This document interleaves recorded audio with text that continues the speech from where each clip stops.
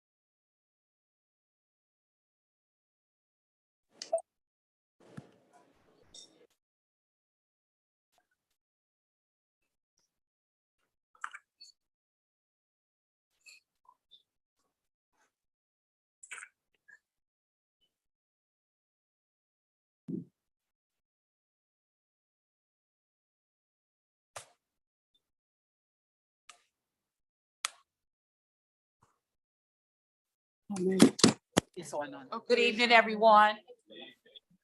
Good evening, everyone. Good We're evening. about to get started. And thank you all for your patience. The first thing that I would like to do is ask board members if they would turn their cameras on. Thank you. It is now 6:05 and I'm going to request a call to order to establish a quorum. Present. Present. Present. Yeah. Jackson. It's Dr. May, Present. Dr. Coleman, Present. Jackson, Ms. Jackson, can you hear her? I don't know. Hold on.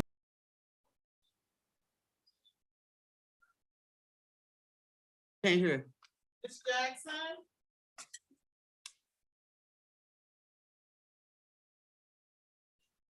Ms.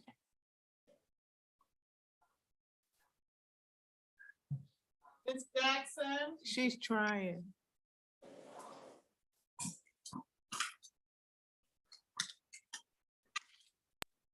Are you muted at home? No, I don't see the mute sign. Go ahead, Ms. Jackson. She said the audio is not working. Go ahead, Ms. Jackson. I'm here. President, I'm sorry. Audio's not working. Thank you. And we now move to item 2, which is agenda approval of the agenda. May I have a motion to approve the agenda as presented? So move. Second. Thank you. It was motion by Tisworth, second by Dr. Yvonne Elliott. I have I want a roll call vote. Dr. Coleman, Yes. Dr. May, Yes, Ms. Jackson, You may have to nod. Ms. if her Jackson. audio's not working. Yes, Ms. Lane, Ms. Tisworth, Yes. Real, Yes, Mr. Horsley. Yes. been approved. Second, that we will approve the agenda. We'll now go to items for discussion. Is comprehensive school improvement plan. Good evening, everyone, and this item is for discussion. School districts across the state of Missouri are charged to develop a strategic plan or comprehensive school improvement plan. That was no different with MSIP 6. And so tonight we will present to the board the first draft of the district's comprehensive school improvement plan, or CSIP. We will come back on August the 8th and ask for approval. It is our hope tonight that the board will engage in dialogue and offer suggestions and feedback as it relates to the CSIP. This, as I said, this is compliance with legal requirements, board policy IA, instructional goals and priority objectives. We will be asking for approval at the 8th. I will now turn it over to Dr. Stacey Nichols. Good evening, Special Administrative Board, Dr. Pruitt Adams and colleagues. This evening, the team will provide you with a status update for the new 3-year comprehensive school improvement plan. The purpose of the plan is to ensure that the instructional program the district processes are meeting the needs of all students. The comprehensive school improvement plan, thank you, outlines the district's strategies for improving student performance. It is the state's expectation that school districts develop a comprehensive school improvement plan that aligns with the MSIP 6 standards and indicators. In addition, the plan must support improved student learning. If you look at the first page of your document, Kim is going to pull it up here on the screen. Click on the attachment. So this is the draft of the CSIP document. You will see the names of all of the CSIP steering committees, the steering committee members. The committee members consisted of internal and external partners. The team met several times throughout the school year to look at various data sources in order to identify priorities for the district. Some of the data sources that we looked at were the MAP data, attendance data, discipline data. We also looked at salary data, and we looked at benchmark performance data. This data was used to determine the priority and the needs of the district. In addition, we also collaborated to create a new vision. On page 2, you will see the new mission and vision statement for the district. The vision statement says that Riverview Garden School District will be a district where we set high expectations for all students. We create kind relationships. We also keep students at the center of all of our decisions. We provide supports for students. We hold each other accountable for the work, and we create and provide high levels of customer service. All stakeholder voices are at the table, and that there is a focus on college and career readiness. Our mission is to collaborate to educate and empower our scholars to thrive in a challenging environment. The next couple of pages, you will see the data. These are some of the data sources and outcomes that we use to set goals for the district. After we review the data, we identify several priority needs in the district. So you will see several areas that we will focus on in the CSEP for the next 3 years. The first area is student performance. The next area is attendance, climate and culture. And then we have staffing and workforce. And we have a career readiness standard. At this time, Dr. Kennedy will come up to further discuss the district's data pieces with you. Do you have any questions at this time?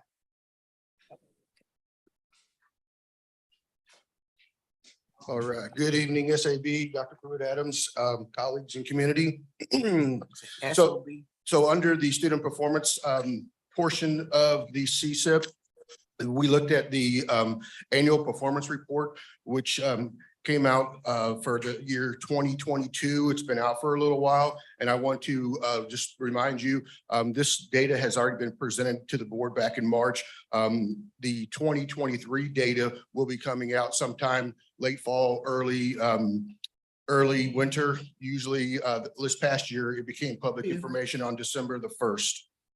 But on the last APR, we earned 62.4 total points.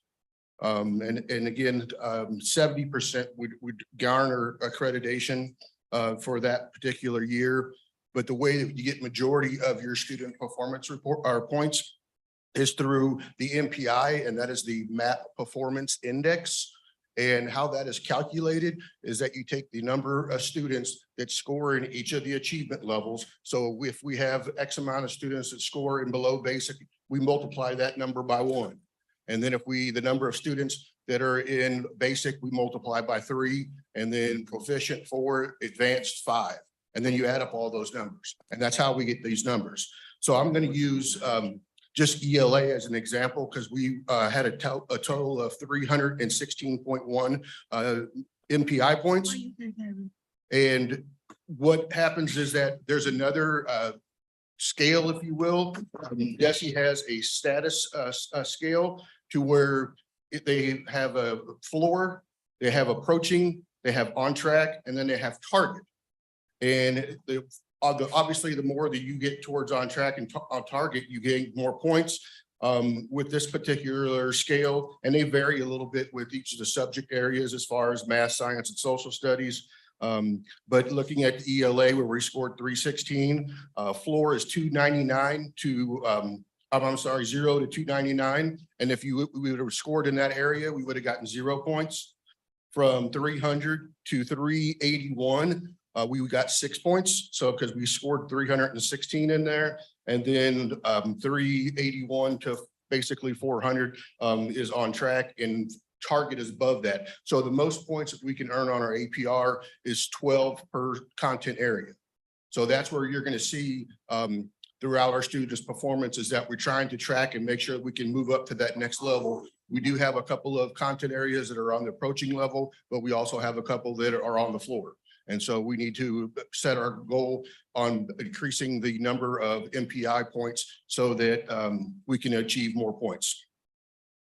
Also on the APR, DESI tracks our graduation rate.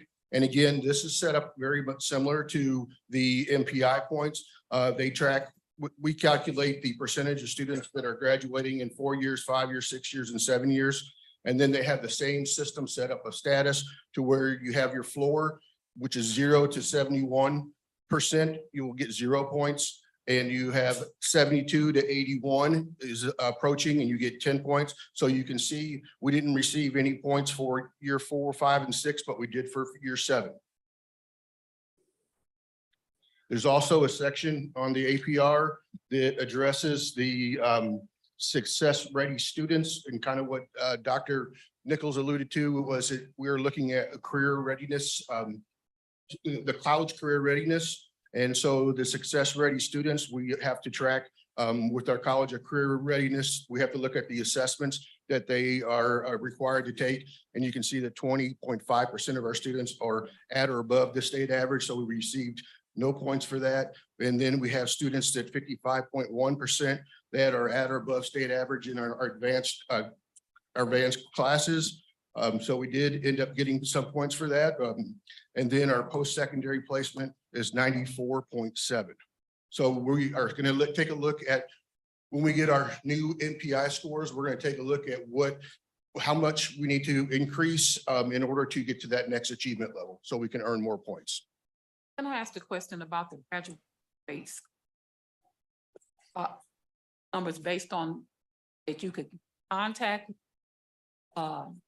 or that we receive points for 7, but 4, 5, and 6. So when a student enters, and Ms. Nave, you correct me if I'm wrong, but when a student enters 9th grade, they are assigned to, that is their cohort. That means that they need to graduate in that 4-year period. And if we get 80%, then we will receive points for that. So obviously we have some students that didn't graduate. So Okay. then that one falls into the other years. Also, if I might add, when DESI does the calculation, they do realize that schools with high poverty, schools with a high minority rate, students who have ELL or students who have special needs don't always graduate within that 4-year time frame. And so they looked into a 5-year graduation, 6-year graduation, 7-year graduation rate. The points we got last year were for the 7-year graduation rate. Thank you. Yes, ma'am. Question. So these additional years, are those the students who are at ACE, some of them, school? yes. Okay, so that's starting at year 5, 6, and It's a possibility. I'm assuming it's okay. They can also do it through other measures like Missouri options and things of that nature. And there are some students at the high school who may graduate in 5 years. Yeah. They don't always go to ACE. Okay.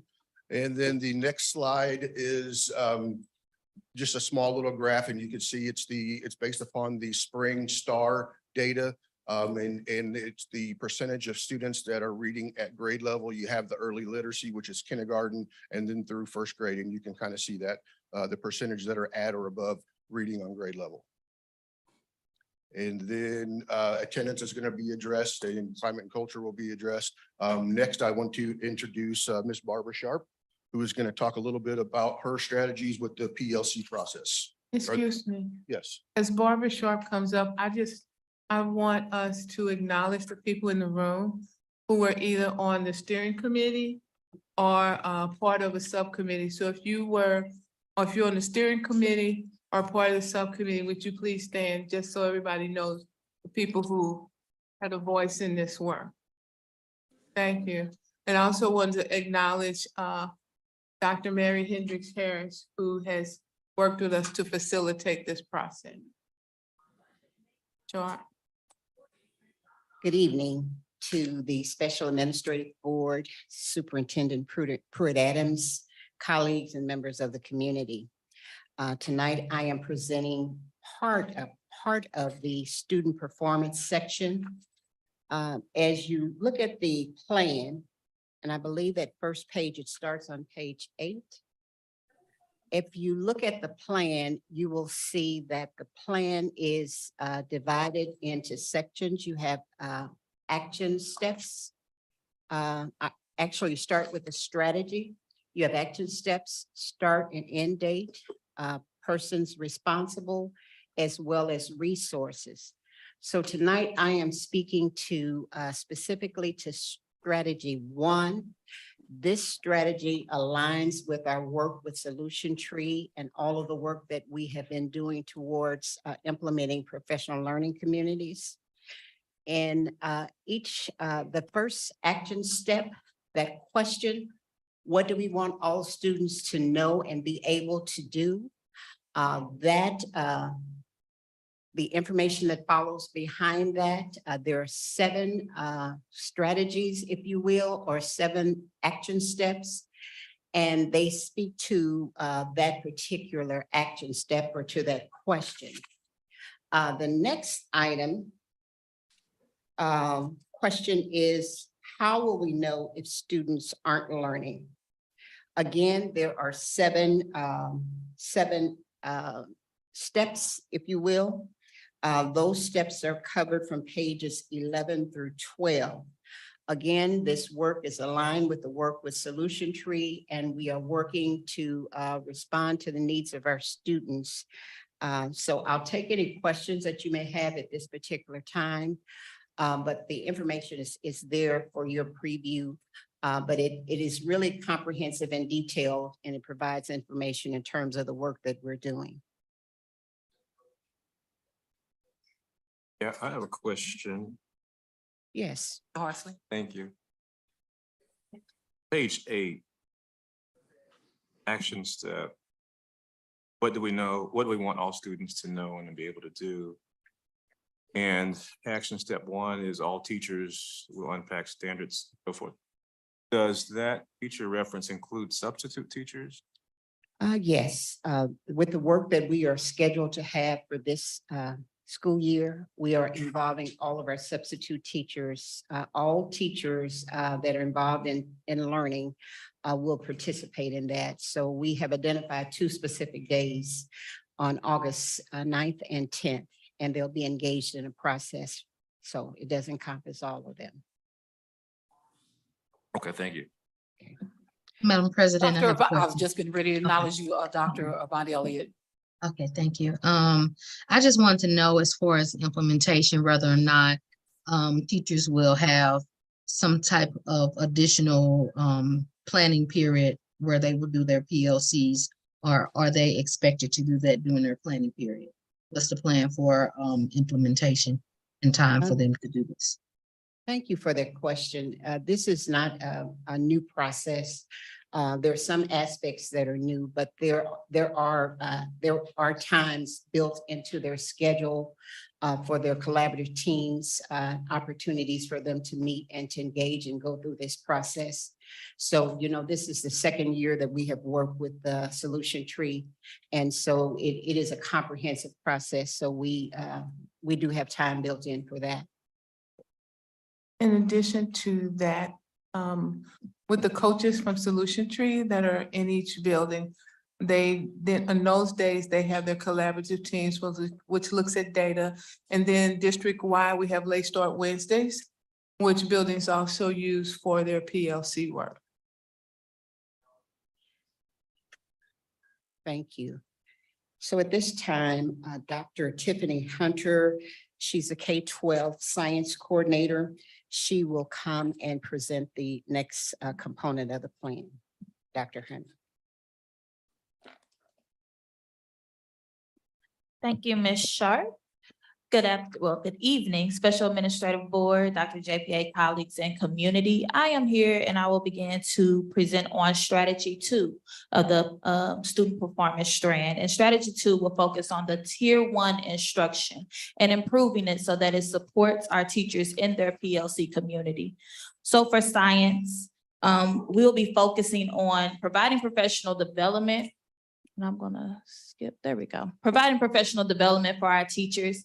And we'll focus more so on the 5E framework, which is recommended by our National Science Association. And so you might know it as the scientific method. They've moved to the 5E model. And this is a framework that they use to teach science. And so we will really hone in on providing our teachers with professional development so that they are able to effectively use best practice when implementing this 5E model. The second action step is that we will begin to revise our district curriculum so that it flows with the 5E model. This work took place this summer and it will continue in 3 phases. This summer, we worked on 5 through 8, grades 5 through 8, and hopefully in the next upcoming 3 years, we'll be able to extend into our high school as well as elementary. Are there any questions about science? Thank you. At this time, I will introduce our math curriculum coordinator, Ms. Kimberly Mott.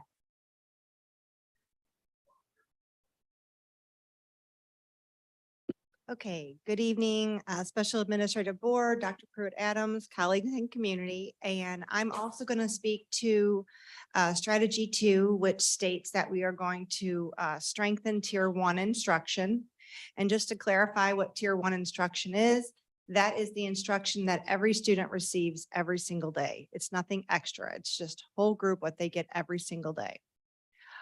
So in math, what we're going to do to help strengthen Tier 1 instruction is we are going to provide professional development and ongoing coaching and support for the concrete representational abstract model. And what the concrete representational abstract model is, it's a learning system in which physical objects, concrete objects and manipulatives, as well as visual models such as drawings or digital manipulatives are used alongside the abstract symbols. And all that is done to help build conceptual understanding for the students so they can make those connections so that it's not such an abstract mathematical concept. For example, when you think about concrete objects, it's students using physical manipulatives to explore a concept, such as using base 10 blocks. Maybe they're doing an addition problem of 23 plus 15. They're using base 10 blocks to represent those numbers, that expression. All right. And then in the representational form, the student would then draw a picture of those concrete objects, of those base 10 blocks. And that increases their understanding and still helps them make that connection. And then alongside that, they would add that third form, which is the actual abstract symbols, which is the numbers, the equation. And so you can see how having all those three together helps the students really understand it, and they're not just memorizing an algorithm. Okay. And then the other thing that we're doing to strengthen Tier 1 instruction, but also to support the diverse needs of every student, is to provide professional development and ongoing coaching and support to teachers in using the math workshop model. The components of the math workshop model are that first they begin with like a number talk. It's like a 10-minute math conversation that the teacher is just facilitating. The students are the ones doing the thinking and the talking.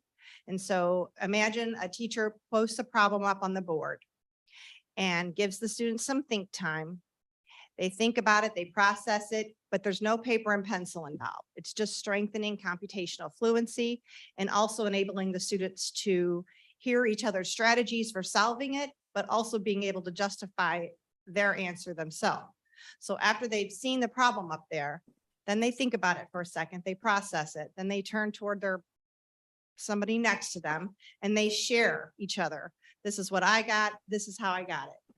And then that way, everybody gets a chance to talk and think.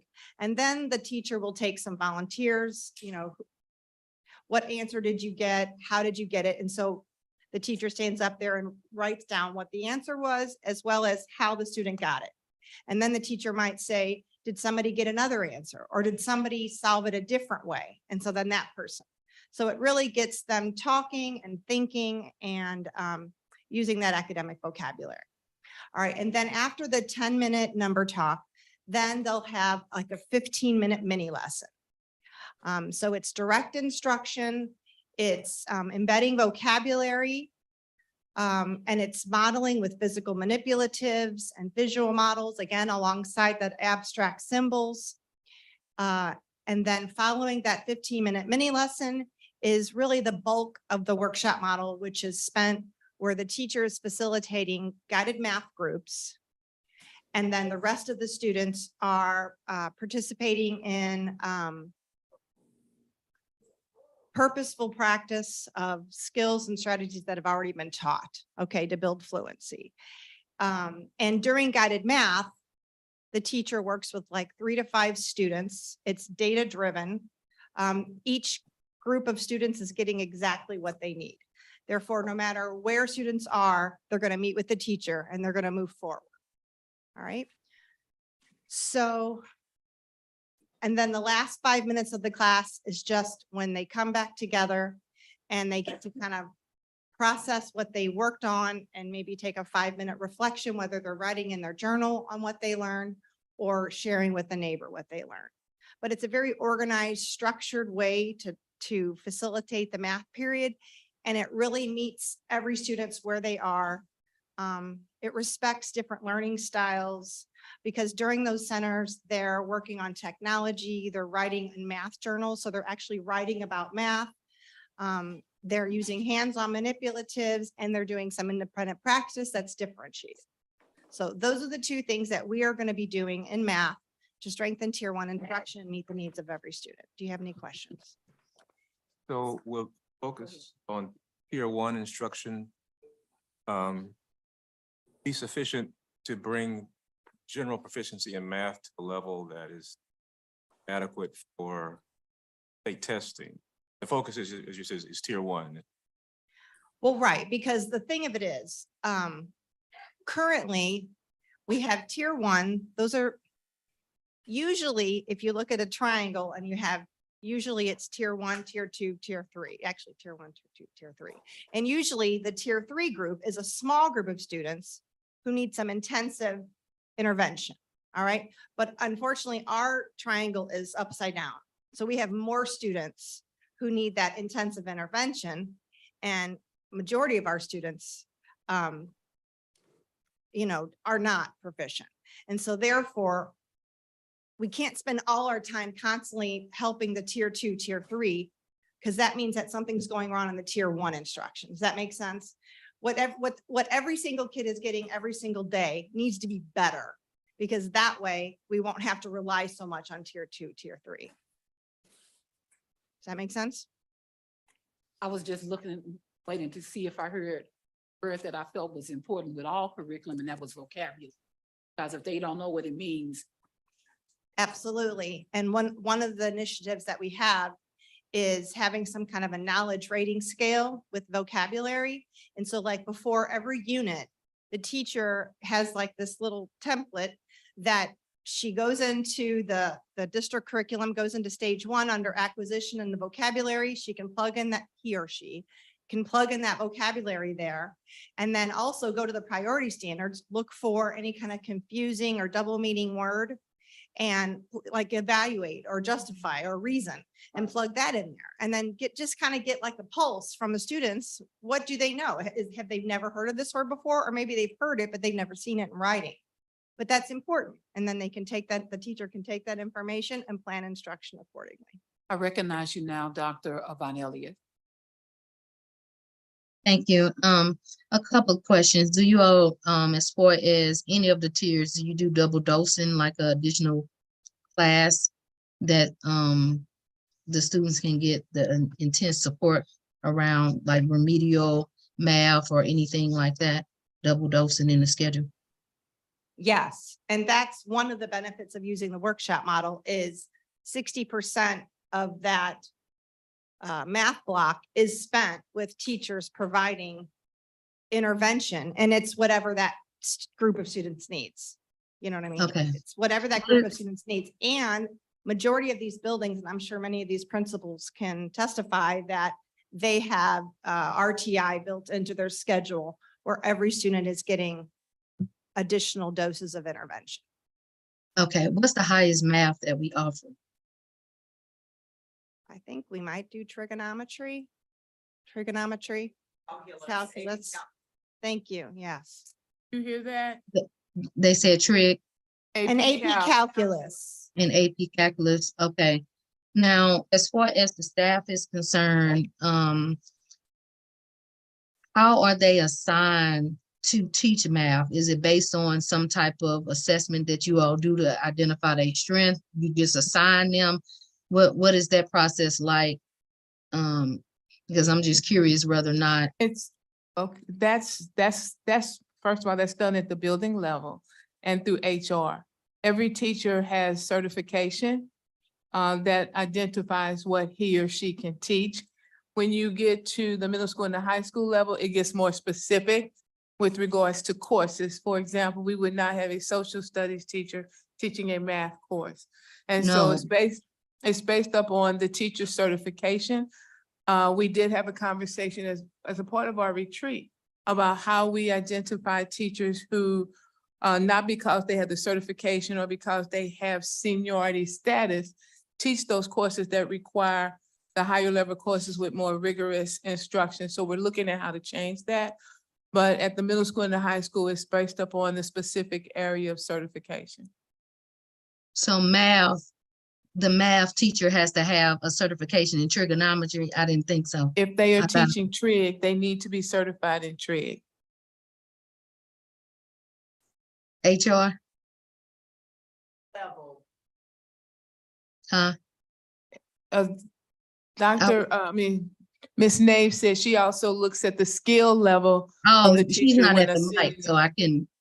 She's can't also hear her. looks at the skill level Mhm. when she is assigning her teachers to teach each class. Okay, because that's what I was gonna ask with. I'm sure there's data where the children are failing and it may be associated more with a teacher than another teacher.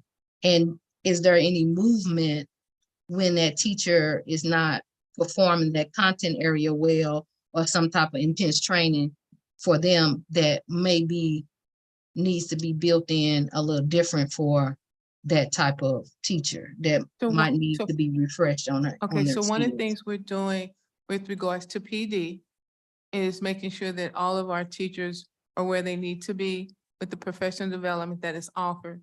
That is also tied to an evaluation process.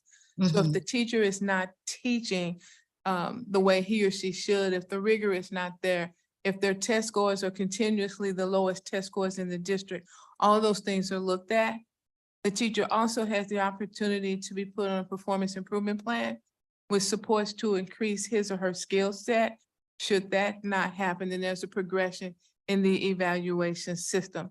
That, however, is not a part of this, but we can have those conversations. Those are the things that happen at the building level.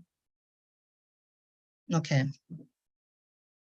But the professional development that is referenced in the action plan should address all of the potential deficiencies of the math teachers. Of all teachers. Okay, thank you.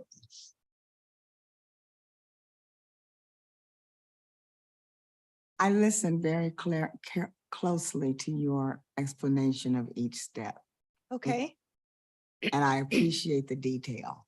you're So I'm welcome. going to ask this question. Okay, I think I heard you say, if there's a problem that the students are presented, they have different ways to come up with their solution.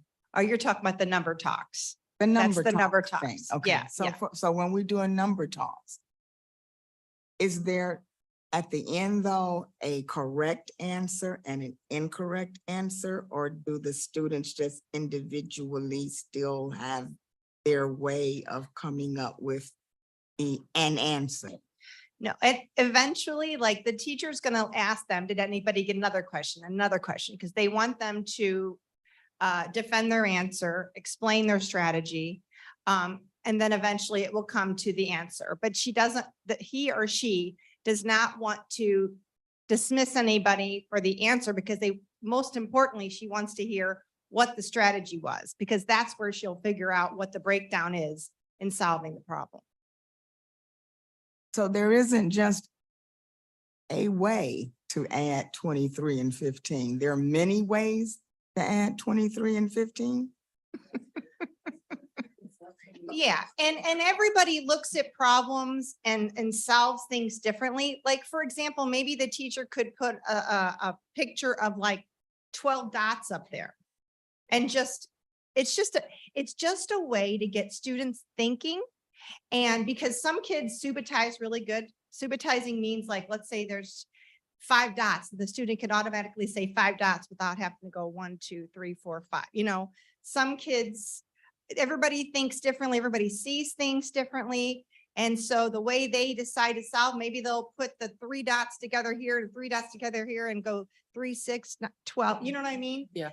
And so it's just a matter of when they share out how they got to their answer and somebody else does, like, oh, I didn't even think about getting it that way. Do you know what I mean?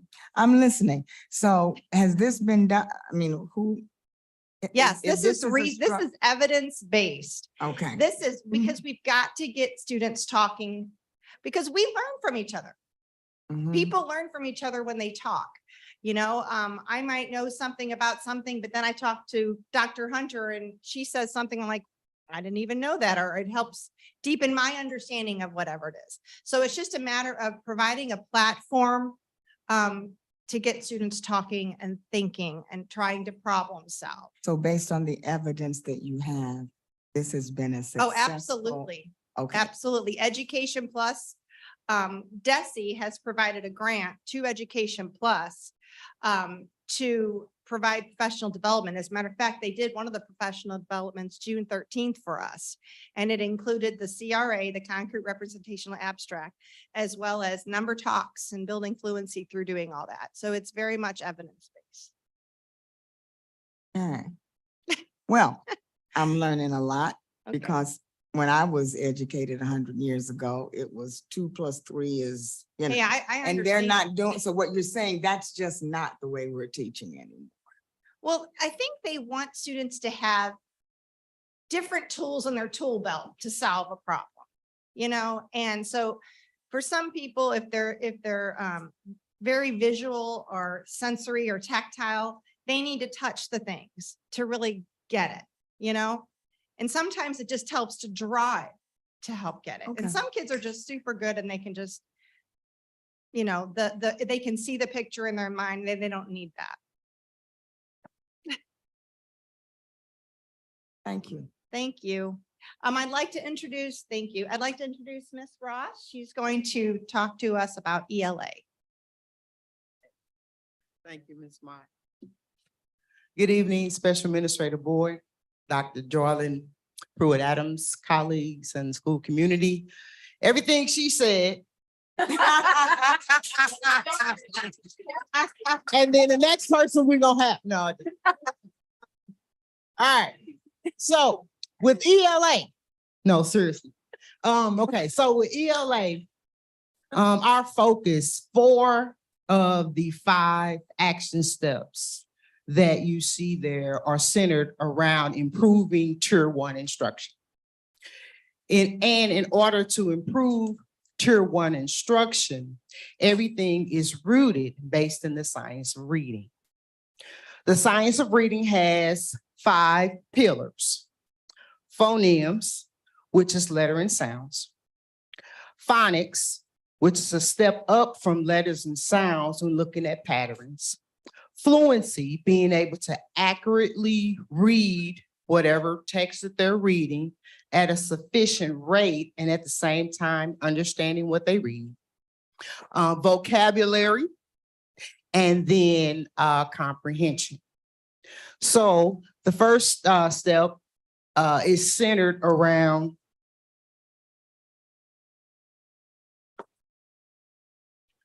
first getting our curriculum in order. So this summer, we spent time specifically with K-2, making sure that the science of reading was implemented into the curriculum.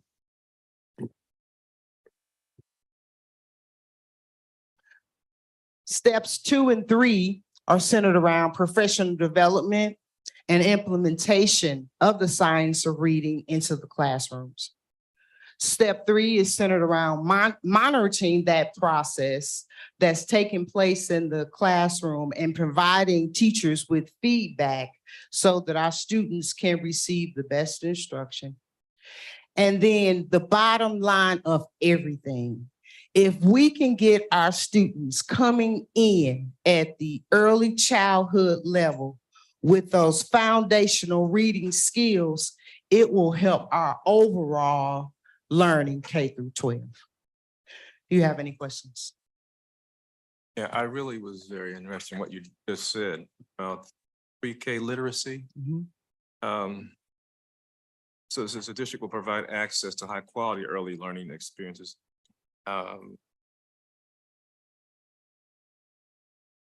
would that be, I guess, I'm trying to make sure I understand what that actually is. Parents as teachers and my IDGIS, those the formats. For that early childhood reading? We do have a partnership with, and Dr. Williams, please feel free to fill us in on this. We have students at the early childhood Michelle Obama Center. And so with that partnership, parents as teachers actually goes into our students' homes and provide those early learning experiences even before they come to the center. You want to add anything to that, Dr. Williams? This is Dr. Williams, our director over at Michelle Obama. You want to add anything to that? Your question is pertaining to parents as teacher and my IGDs? Yeah, just really trying to get an understanding of really what the pre-K literacy efforts are. Whatever So that our is. current curriculum is Project Construct. And so we do all those pre-academic things that they do before they get to kindergarten. So they get a wide experience of sounds with phonemes and phonics and sight words and things like that. So just the foundational base of that, they learn their letters and their sound before they leave the school. So now who are these children that are participating in that program? So we have about 260 scholars that attend the program, ages 3 to 5.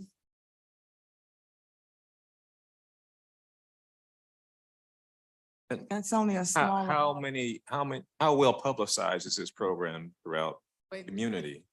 Well, usually we have a waiting list that supersedes over 200 to 300 scholars per year. It is publicized on the website, and we will be doing a commercial with Ishmael. And also, that's about it right now as far as publicized. It's on the website. So we're at capacity, but we have a waiting list of 200 to 300. Usually, we haven't gotten to that yet, but usually we have a waiting list of that. We don't serve the population that we could in this area at this time. We have a small amount of scholars that we do serve. This happens to be something that I really have an interest in with respect to early childhood literacy. I mean, I just believe that it is the foundation for all the academic success that we're trying to achieve here in the district.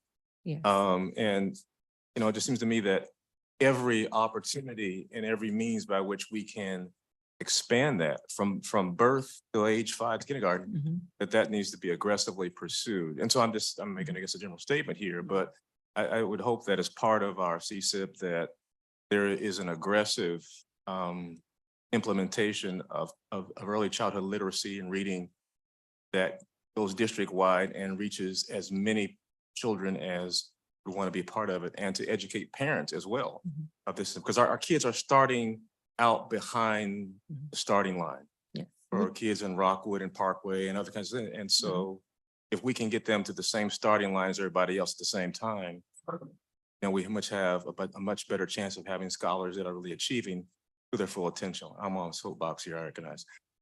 Would you speak to the expansion? Yes, we do have an expansion that's going on right now. We are opening up a room of 20 slots at the Lewis and Clark site. And so I'm going to go back to the early literacy piece that you were referring to as far as parents as teachers. We have several opportunities that the children and the parents participate in reading and exposure to literacy activities with the St. Louis Public County Library. And also our school participates with Ready Readers. So we also have a lot of opportunities for the children to be exposed to literacy at an early age.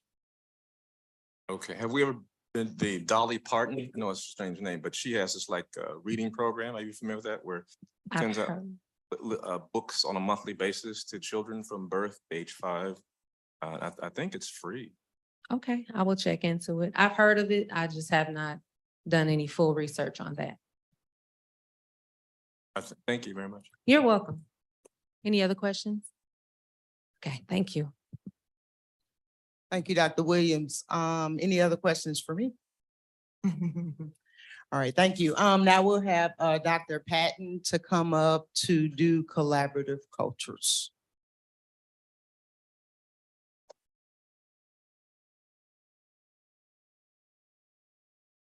Hello, SAB members, Dr. Jorlin, community and colleagues. So the collaborative culture piece, we get to prepare our students to learn. That's part of our responsibility. There's a social emotional piece we have to address. Also, we get to improve how our employees, how our community feels about our district. So that is our focus. We have a couple of SMART goals that we based on a survey that was done last spring and in 2022 relative to employees and to parents. Between 44 and 60% of our employees had a favorable view of our district in the areas of school environment, school leadership relationship, and effective communication. And then as it relates to our parents, between 46 and 59% of them had a favorable view of our district related to communication and customer service, school communication, and then how they felt about their school's climate. Based on that, we developed 2 SMART goals. One goal focused on improving the climate and culture of our district. That is how our culture would be our standards, what we believe in, what we want our school to be, what our goals are. The climate would be how people feel about our school district, whether it's parents, employees, or our students. So we developed 2 SMART goals to improve the climate and culture by 10%, as well as our out-of-school suspension rate by 10%. With all of that, we developed, looking at the goals, we developed 4 strategies. One of the strategies is centered on getting more information from our community, starting in the fall and going through the end of next year. We'll do a couple of surveys to ask questions about how they feel. We'll start one this fall.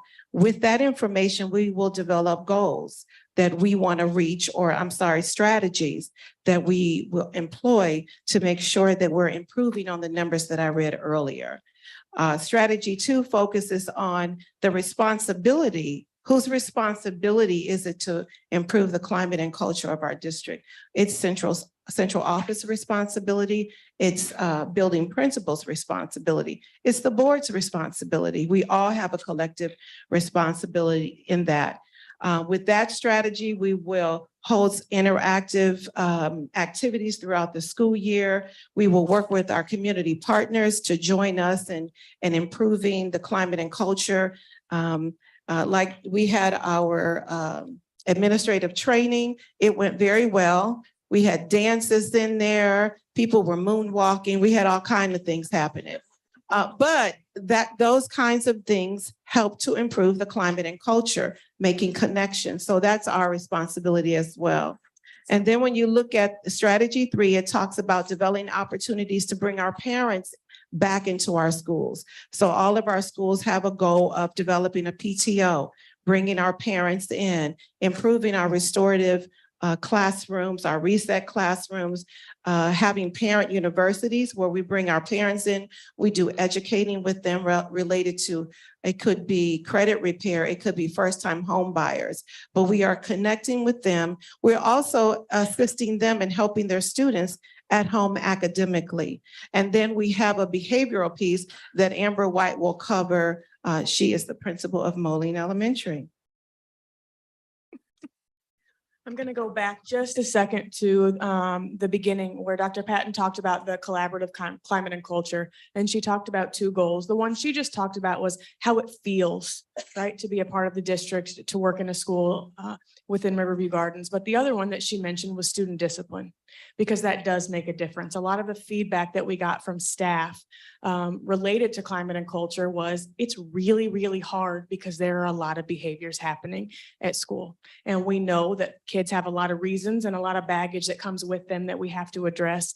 But that goal, I want to go back to that, was to decrease two things: our office referrals. So the number of disciplinary events that are happening at school by 10% in 1 year. Obviously, it's a long range plan, but we're looking at 1 year's time. And then to also decrease the number of days kids are losing to instruction because they're being suspended from school. So with that goal in mind, there is some disciplinary data that you can see here. Pre-COVID, right before we were sent home for that last quarter of 2019-20, we were on pace to decrease referrals and suspensions over the year. We were gone for a year, mostly virtual, so that data is not really comparable. We came back, I would say, so now it's 2 school years ago, and things were just really weird, right? Kids are being sent home for 10 days at a time, staff's home for 10 days at a time. And then this past school year, we came back for what was our sort of new normal on what school was going to be like, and discipline increased. It did. I think we all felt it, staff felt it. And so our strategy 4 is a response to that. If you go to page 18, the strategy somehow in the formatting is actually missing from this. So there should be strategy 4 up at the top. So you're going to have to use your best listening ears for me to share the strategy, because the action steps are there.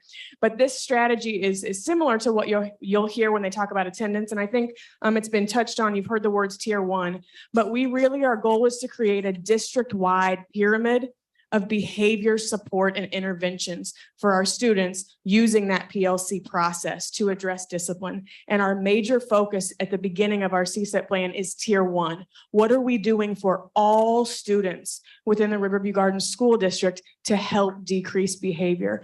So some of those things we've already started. We've started revising our handbooks to make sure that we have the actual policies and procedures in place that we need and that we're adhering to those, looking at establishing. So we have these grade level teams that are working on standards, but establishing social emotional support teams within school buildings to talk about what we're doing for kids. And one other thing that I think is really important is that we're looking at how do we increase the number of activities at school that kids can be a part of? Because what we know is if kids have a sense of belonging and they want to be there, that helps them. It helps them behave. There's no other way to say it, but they feel like they belong. And so behavior becomes more important to them. So with that said, are there any questions for Dr. Patton? Well, I do have one question. I did not hear this. I heard you say the principals were accountable. I heard you say the board was accountable, the district. I didn't hear you say the parents were accountable. I hear what you, let me finish. Okay. So my question is, parent accountability as far as the discipline is concerned. Is there a strategy to help parents to know how to de-escalate situations with their kids? Because, you know, this stuff, jumping on buses and bringing kids to school to beat up folk, that's, parents really need to understand that that's a serious offense. And then my second part to this is, are we using the proper terms so that people understand the severity of some of the things that they do discipline? So Ms. Morwell, when you say proper terms, can you? In other words, we say infractions when it could be assault. Got you. So do we Okay. use the word assault so they understand that it's assault? All right. So question number 1 was how we are including parents on the accountability. So the restorative process involves parents. Parents have to be a part of the restorative circle. They have to come to the school and they have to participate in it. In that, they're learning their part in it, how they can support their student, what they may be teaching by their own actions, what their children are watching. And so we are holding them, including them. I don't want to say holding them accountable, but we are including them in the process. We have a couple of grants, as we talked about this school year coming up. Part of the grants are educating our parents. So we will be using Project Aware. We will be using the partnership we have with UMSL to hold our parents accountable as well. And then when you talk about the proper terminology, when parents get the suspension letter or when the building administrators contact them, they use the proper terminology. And you'll see that we can break the discipline down by each infraction, whether it was fighting, whether it was assault, we can break it down that way. So as they hear it and as they read it in the letter and as they show up at the hearings, they hear the correct terminology. Good, thank you. You're welcome. I recognize you, Dr. Von Elliott. Sorry. Okay, thank you. I noticed that the plan mentioned the social emotional collaborative group, but I was wondering what system is already in place for student intervention, such as a student intervention team led by the counselor when there's academic problems, behavior problems, and any deficiencies with credits. What team is already in place and what has been the outcome of that team? So Dr. Von Elliott, we have the care team process, also known as the collaborative team process. And that brings everyone to the table that can help support a student, whether it's behavioral, academic. And so we use that process. Now, can we do a better job of utilizing that process? Absolutely. And we are improving that process as we go into the next school year. But we already have an established way to bring everybody together to help support the student, whether it's academic or a behavioral. And in terms of what the outcome was, which I think was the last part of your question, the outcome is not where we want it to be. We want to reduce our suspension. We want to increase our academics. And so we as a team are with the counselors, social workers, the district intervention coordinator, Deirdre Liddell, we're all working together to improve that process and including our partners in it. So we have several partnerships with community partners who come to support us as well as SSD. So we have a strong team of people that we need to bring together to build a stronger team so that we can help support our students both academically, from a behavioral perspective, social, emotional, mental health. So we will be improving that, but there's already an established process. Okay, at any level, or any of the centers using peer mediation that you're aware of, is that a built-in model for peer mediation at either high school, middle? Right. So we use the restorative practice. So all of our secondary buildings have 3 restorative classrooms each. One is a reset room. So a student may have had a meltdown at a particular moment. We let them go to the reset room to calm down, and then we kind of talk them through it, give them some support, and send them back into the community. Relative to the restorative rooms, that is the process, the restorative circles. It starts with the students, and then we bring in the parents. So yet there is peer mediation. We have a strong team of restorative personnel. We are using many other partners that was mentioned earlier. Using many of our partners that was mentioned earlier to help us, like Sultan Mohammed, Ralph Mason, Koran Bolden. We have a partnership with Talking Peace, who came in and did all of our restorative training. So we have a lot of partnerships, and many of that includes the peer mediation.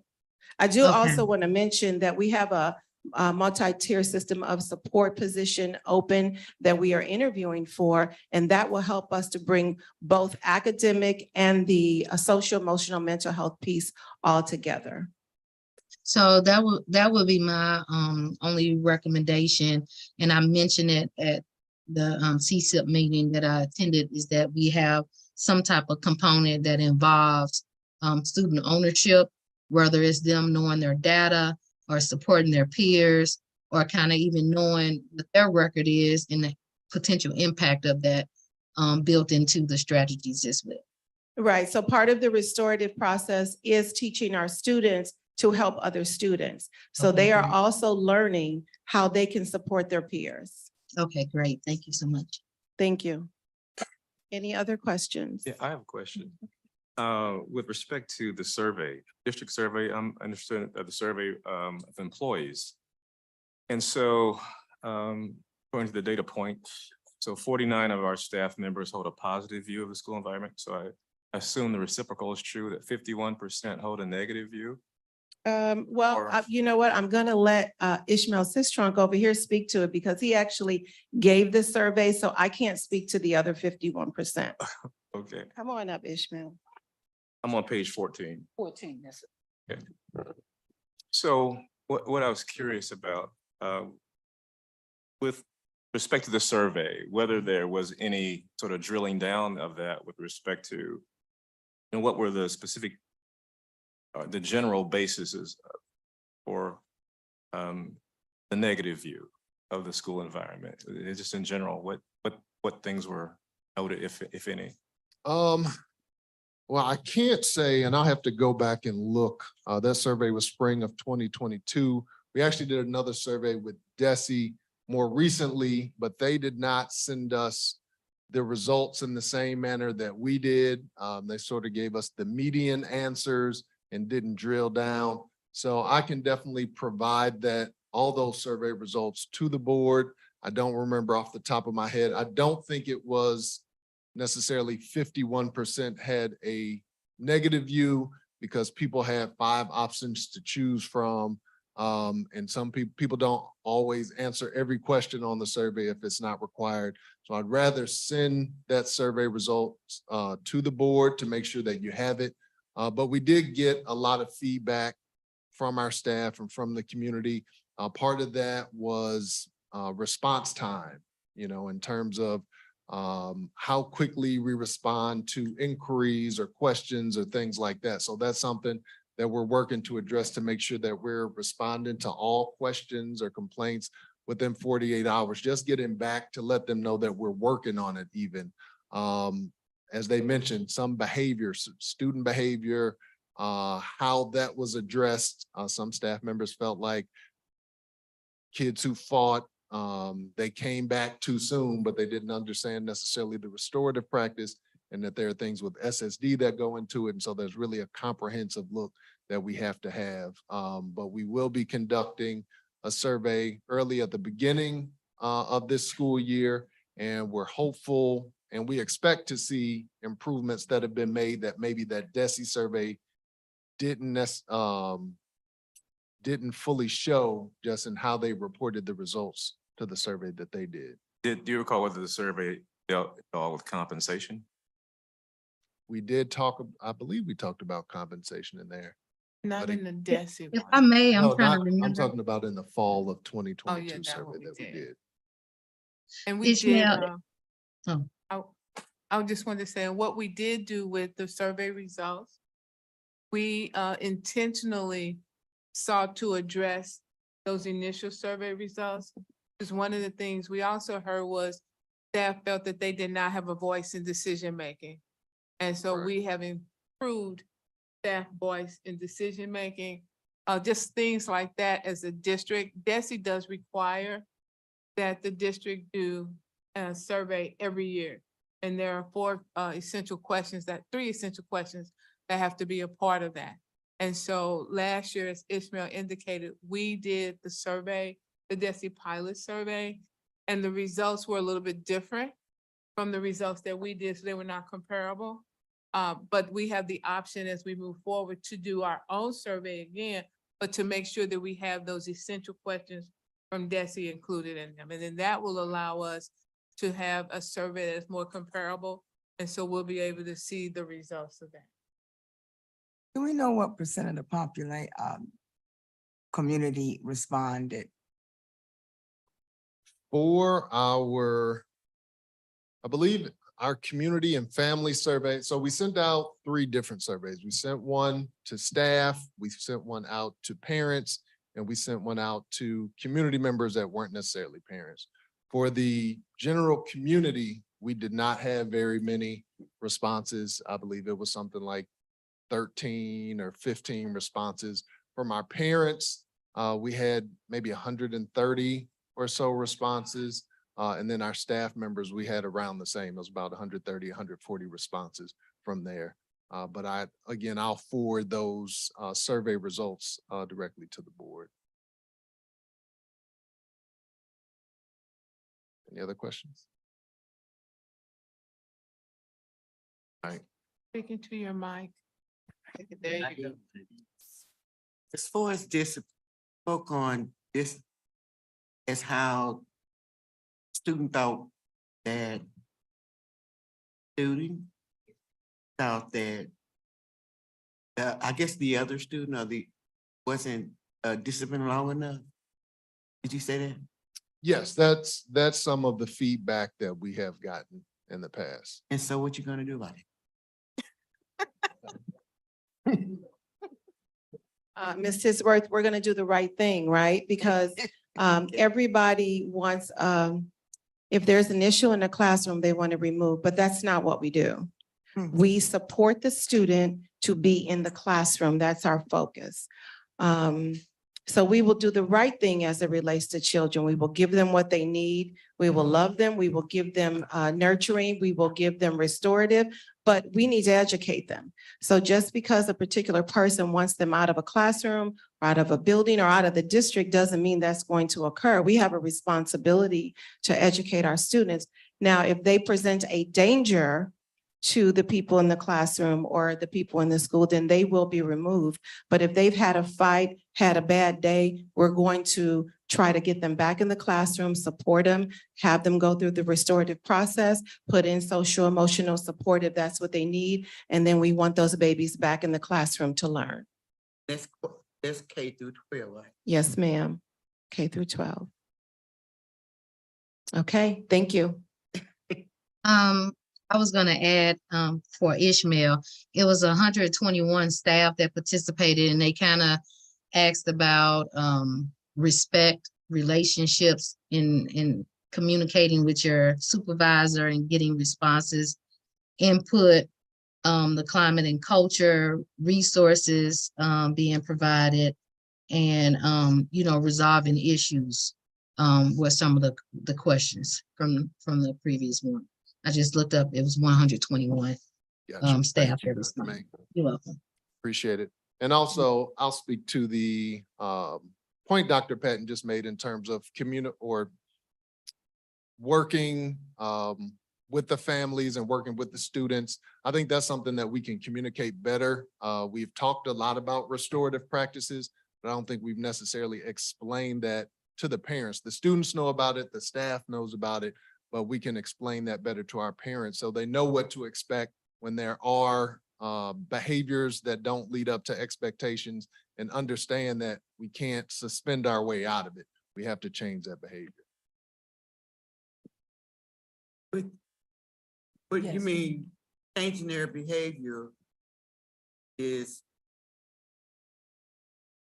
interesting. You know what I'm saying? That do they get psychological? Yeah.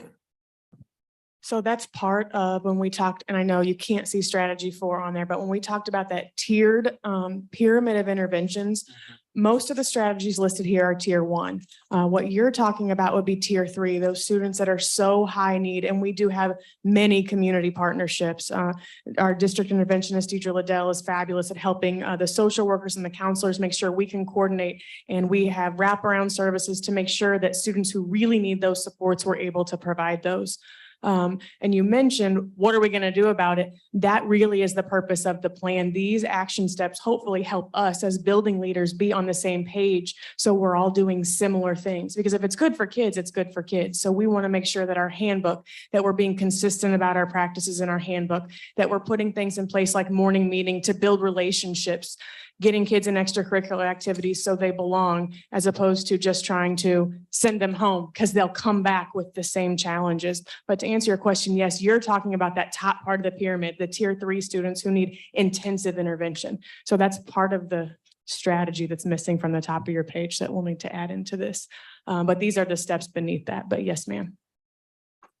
All right, now I get the privilege of introducing boy, there's a lot of names for this guy, but I'm just going to call him Mr. Travis Ford, our new assistant, Travis Ford Senior, excuse me, our assistant superintendent of HR, and he's going to talk to you about staffing and workforce. Good evening, Special Administrative Board, Dr. Pruitt Adams, colleagues, community. All right. I am here and I get a chance to talk about staffing and workforce. In this strand, it really refers to the recruitment and retention of high-quality certified and classified or support staff that will effectively support the learning in the school. The data that is pulled and the data that we built our strategies in this one was the data that we actually had at the coming out of the end of June. And so with that data and with the level of vacancies that we had there, we had 242 vacancies overall, 144 were for certified staff, 128 were for non-certified staff. And we also had a turnover rate coming out of last year of 16%. So our SMART goal that we built based off that data was that the district would increase the fill rate by 40%, which would equal 45 certified staff members and 50 support staff members. And we would reduce the district's turnover rate and it would not exceed 15%. That would be measured by our annual staffing plans, our staffing report. Based off this data and using this information, we came up with 5 strategies. The 5 strategies also have the action steps underneath them. Strategy 1 is to maintain and establish a wellness program for all employees. The research showed that 90% of teachers really suffered with high levels of stress. And so by having this wellness program, we look at an opportunity to increase their level of comfort, to reduce that stress, and to be proactive about making sure that we're retaining employees. Some of the action steps that we have in here was to transform the teachers lounge. We really got a chance to do part of that last year with the massage chairs. And then we have some new things that we're going to do this year. And we're also going to make sure that we be proactive about communicating information about our employee assistance program. The second strategy that we have, it goes into the topic you all were talking about. It's providing opportunities for staff feedback and input. One of the things that we would do as an action step is to make sure that we collaborate with the district leadership on those surveys and analyze those results to make sure that we're doing the things that we need to do. We'll do surveys 3 times a year. Instead of doing multiple surveys and going into survey overload, we'll collaborate with the surveys that the collaborative culture, Dr. Patton, is doing and that Mr. Ishmael is doing. And we'll make sure that we have a section in that survey so that everybody is able to fill out that information and we can collect it and then pull our information from that. That section will talk about how staff feel within the buildings, what we can do to retain staff. And so it should promote the retention. And it's in line with what you all were just asking about the information from that last survey. Strategy 3, we have training support for certified and non-certified staff members.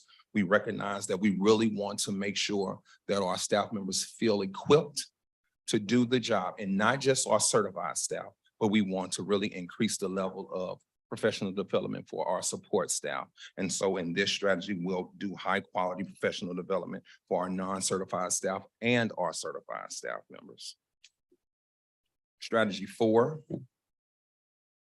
we have to recognize, we'll do recognition and incentives for employees. Action 2 under that step is we're going to make sure that we're recognizing certified and non-certified employees at the building level and at the district level. We already do some of it with our perfect attendance awards, but we want to increase that recognition so that staff members feel valued. They know that we see them and that we appreciate all that they are doing. And this will give us an opportunity to really increase it with our support staff as well. And then strategy 5 is to increase salary and benefits, especially for our certified and non-certified staff. We've looked at some opportunities. We have one action step in here is to research processes to reclassify some support staff that are part-time and bring them into full-time. So as we work with the finance department, as we work with our other departments, we're looking at ways in order to support them. When we can bring them from the part-time to the full-time, it gives us opportunities to do that professional development that we would like to do, because they will be there on those days when, like, our 9-month employees typically are not there on the professional development days if students are not there. And so that will increase our opportunities for them. Do you have any questions? Yes, ma'am. Do the staff, they have this social worker and what is it? The social Through worker. the employee assistance program. Yeah. They do. They have access to it, and we typically make sure that we get that information out. We mention it at the beginning of the year in our staff meetings that we have in our buildings, and we give them that information. And we also make sure that we mention that information when they have a situation going on and they let us know. But we want to do a good job to make sure that we're not just doing it only at those times, that we're getting the information out more and communicating it better so that we're being proactive and not just reacting when something is going on. Any other questions? Yeah, I have a question. Yes, sir. What are the approximate total number of teacher positions in the district? The total number of teacher positions, I don't have that information right in front of me. I believe no, I don't have it in front of me. About 350. Mhm. So the 114 certified vacancies, those would be teacher positions, correct? Yes, teacher positions, instructional coaches, certified positions, yes. The non-certified, are those substitute teachers or what? Those would be support staff, The support all staff? support staff. Okay. When we don't have certified teachers in the classroom, then we utilize substitute teachers for those Yes. positions? Yes, we use the substitute teachers, long-term and short-term.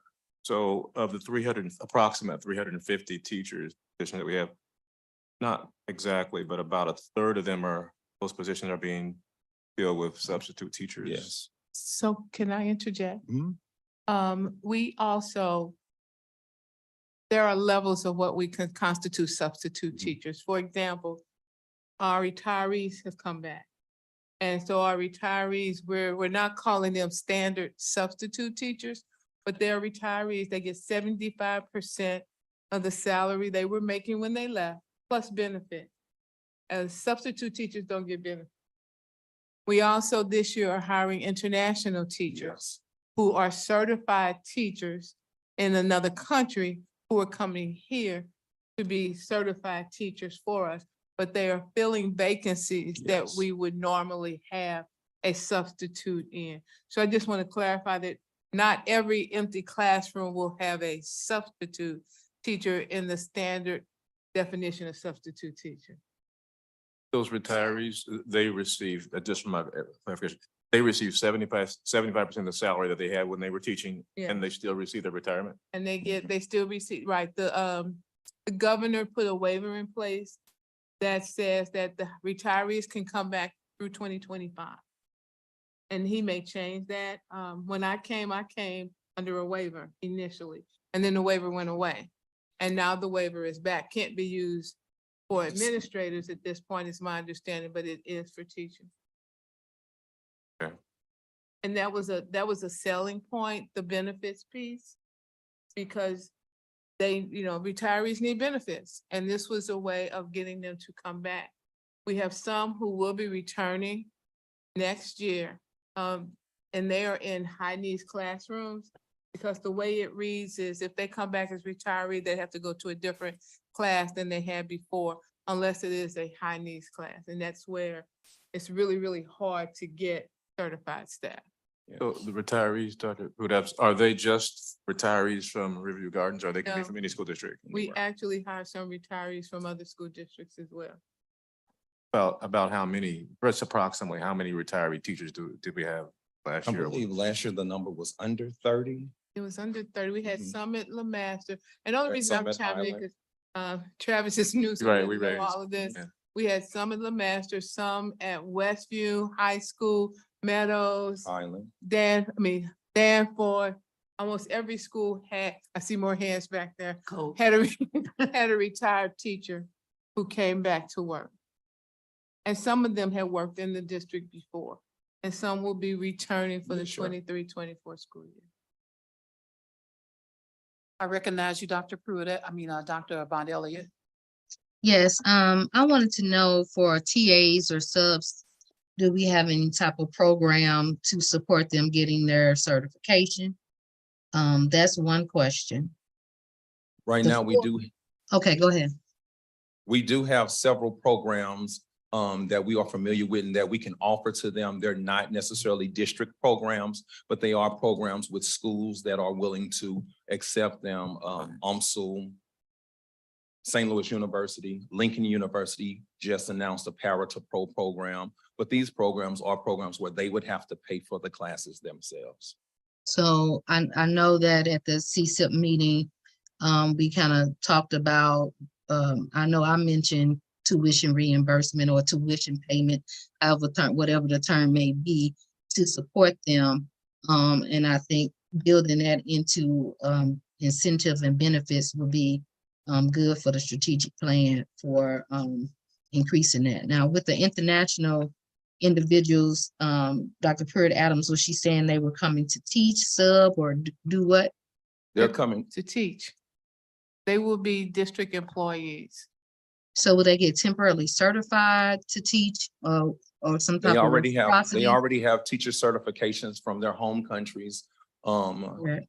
Greenheart is in the process of processing their visas. They will come over here and they will be certified to teach in our buildings. So And that's what I DESE was will- asking. Is it will reciprocity that they're certify getting them. from DESE?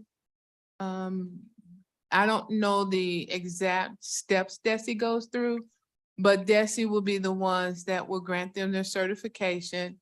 There's a process. In fact, we've had a couple of people who can't Yes, we teach have. in certain buildings because their academics are academic standing, not theirs.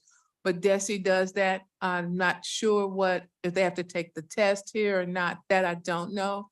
But that does take me back to the question about tuition reimbursement.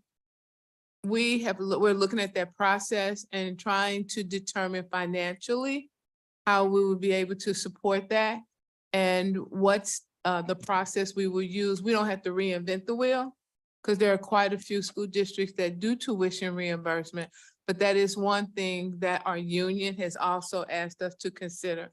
And once we have it laid out, because the CSIP is a ever growing and evolving document, it'd be very easy to add that into it. With regards to the teacher assistants and the aides, I don't know who asked that question. Travis was speaking about the universities and the programs that they offer. It's called Alternative Methods to Certification. And that is an opportunity. DESE has also waived the testing fee. They've lowered the bar for people who are going through the alternative methods. The issue that we have right now, because we had quite a few teachers from Westview that had to be released because they could not pass the test. DESE lowered the cut score for the test. And what they have now in place is if the university that you have taken your coursework with will grant you a provisional certificate, we can hire them. And after 2 years, they will give them their full certification. But that's a process that we've also shared with individuals in our buildings who have shown an interest in wanting to go into teaching.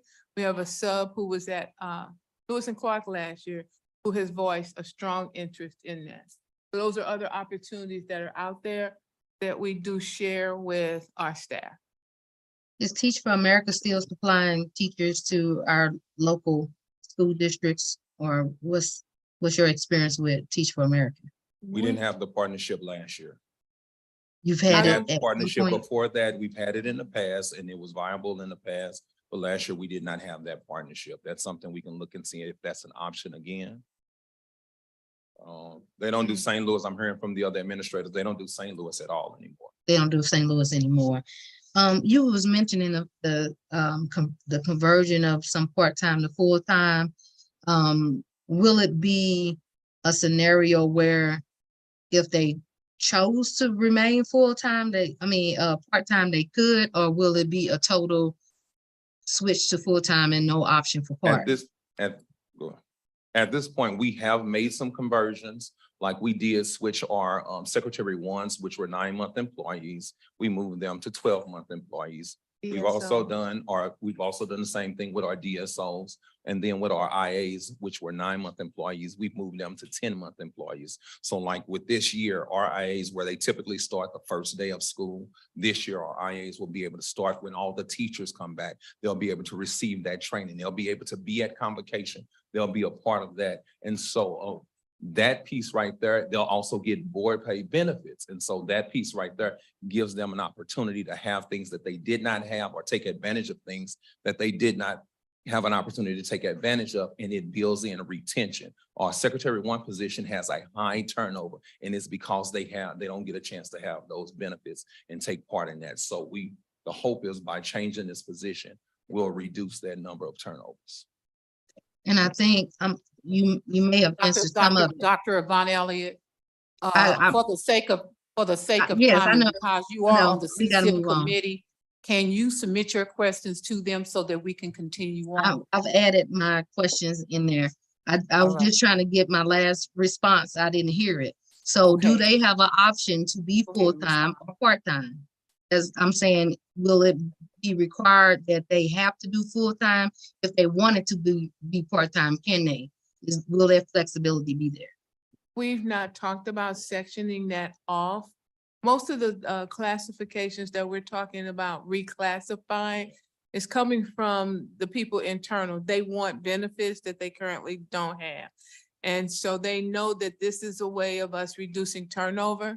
But when we've had this discussion up to now with any of the positions that we've reclassified, no one has asked to go back and not get benefits and be part-time. Okay, thank you.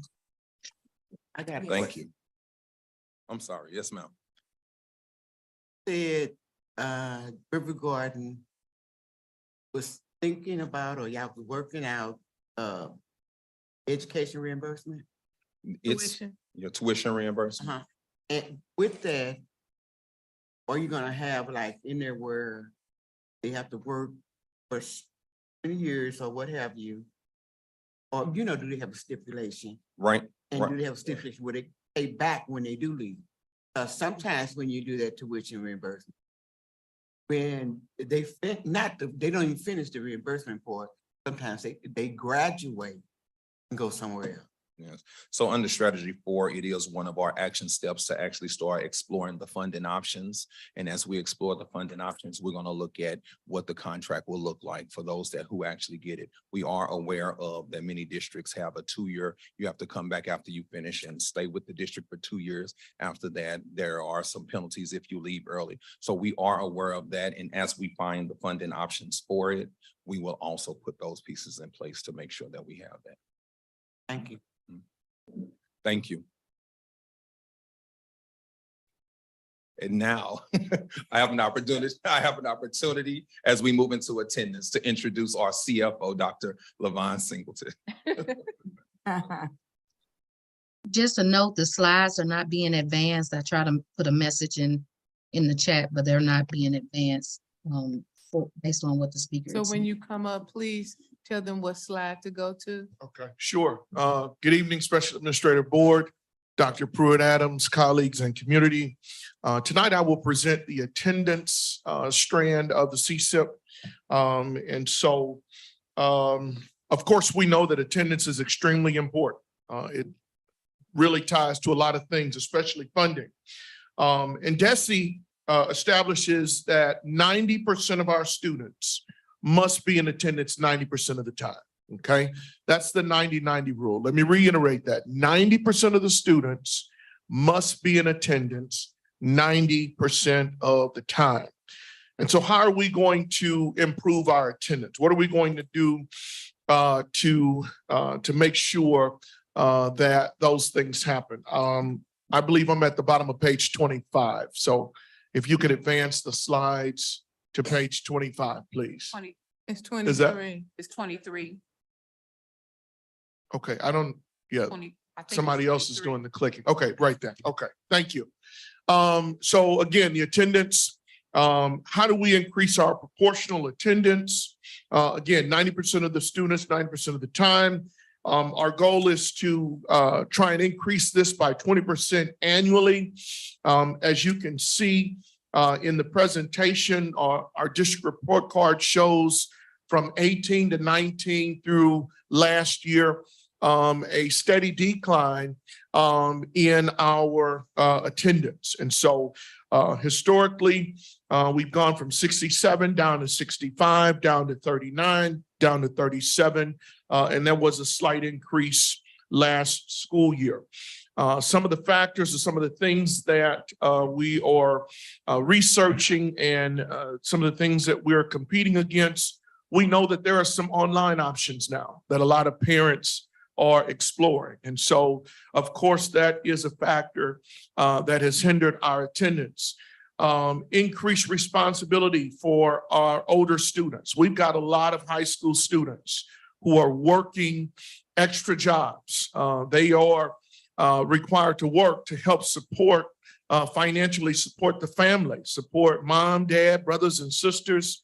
And so we know that a lot of them are getting off work at 12 and 1 o'clock in the morning to try and come home. That has an impact on our tardiness and our attendance as well, and absences. Skipping class, it negatively impacts our student attendances. And so staff vacancies have contributed to student attendance decline, as well as hotline. We've talked about hotlining. We've done that, but there have been so many hotline calls to the Children's Division that things like attendance is not their highest priority right now. And so we know that post-COVID, things across the state, we've seen significant declines in our attendance rates.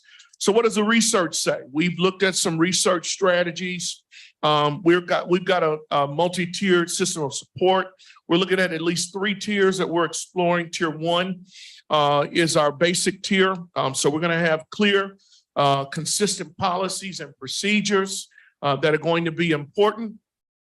Positive incentives. We know that when you reward students, we tend to see better outcomes. Relationship building. This was very important that we talked about. Teachers that build relationships, administrators that take the time to build relationships and have those conversations with students. We know that we tend to get greater outcomes out of those students as well. How was your day? How are you doing? How's your family? How's mom? How's little sister and brother? So relationship building is also going to be a tier 1 support. Tier 2, we're going to have a continuum of things that we're doing in tier 2. Tutoring, after school programs, smaller learning communities, behavior incentives, etc. Tier 3 is our most severe tier. And of course, if it gets to that point, then we've got to have some collaborations with law enforcement, community organizations, mentoring programs, and social services. We're going to be looking at all kinds of funding to help us support our attendance incentives. We've got to use our GOB budget, okay? That is our district budget. We're going to be bringing those things to you. We're going to ask the board to support us with those measures. In terms of ESSER, we know that ESSER monies are running out, but there are some things that we're going to look at this year prior to running those funds out, or prior to the end of those funds, with both ESSER and federal programs. And then we talked about going back to the foundation to get donations and things to help us incentivize and get our kids to school so that they can learn and, of course, help increase the attendance district-wide. The strategy that we talked about is creating a district-wide pyramid of interventions, not just one, but a pyramid of interventions and support monitoring, being monitored through the PLC process. Again, we've come up with those 5 universal action steps. Again, we talked about those clear policies, procedures.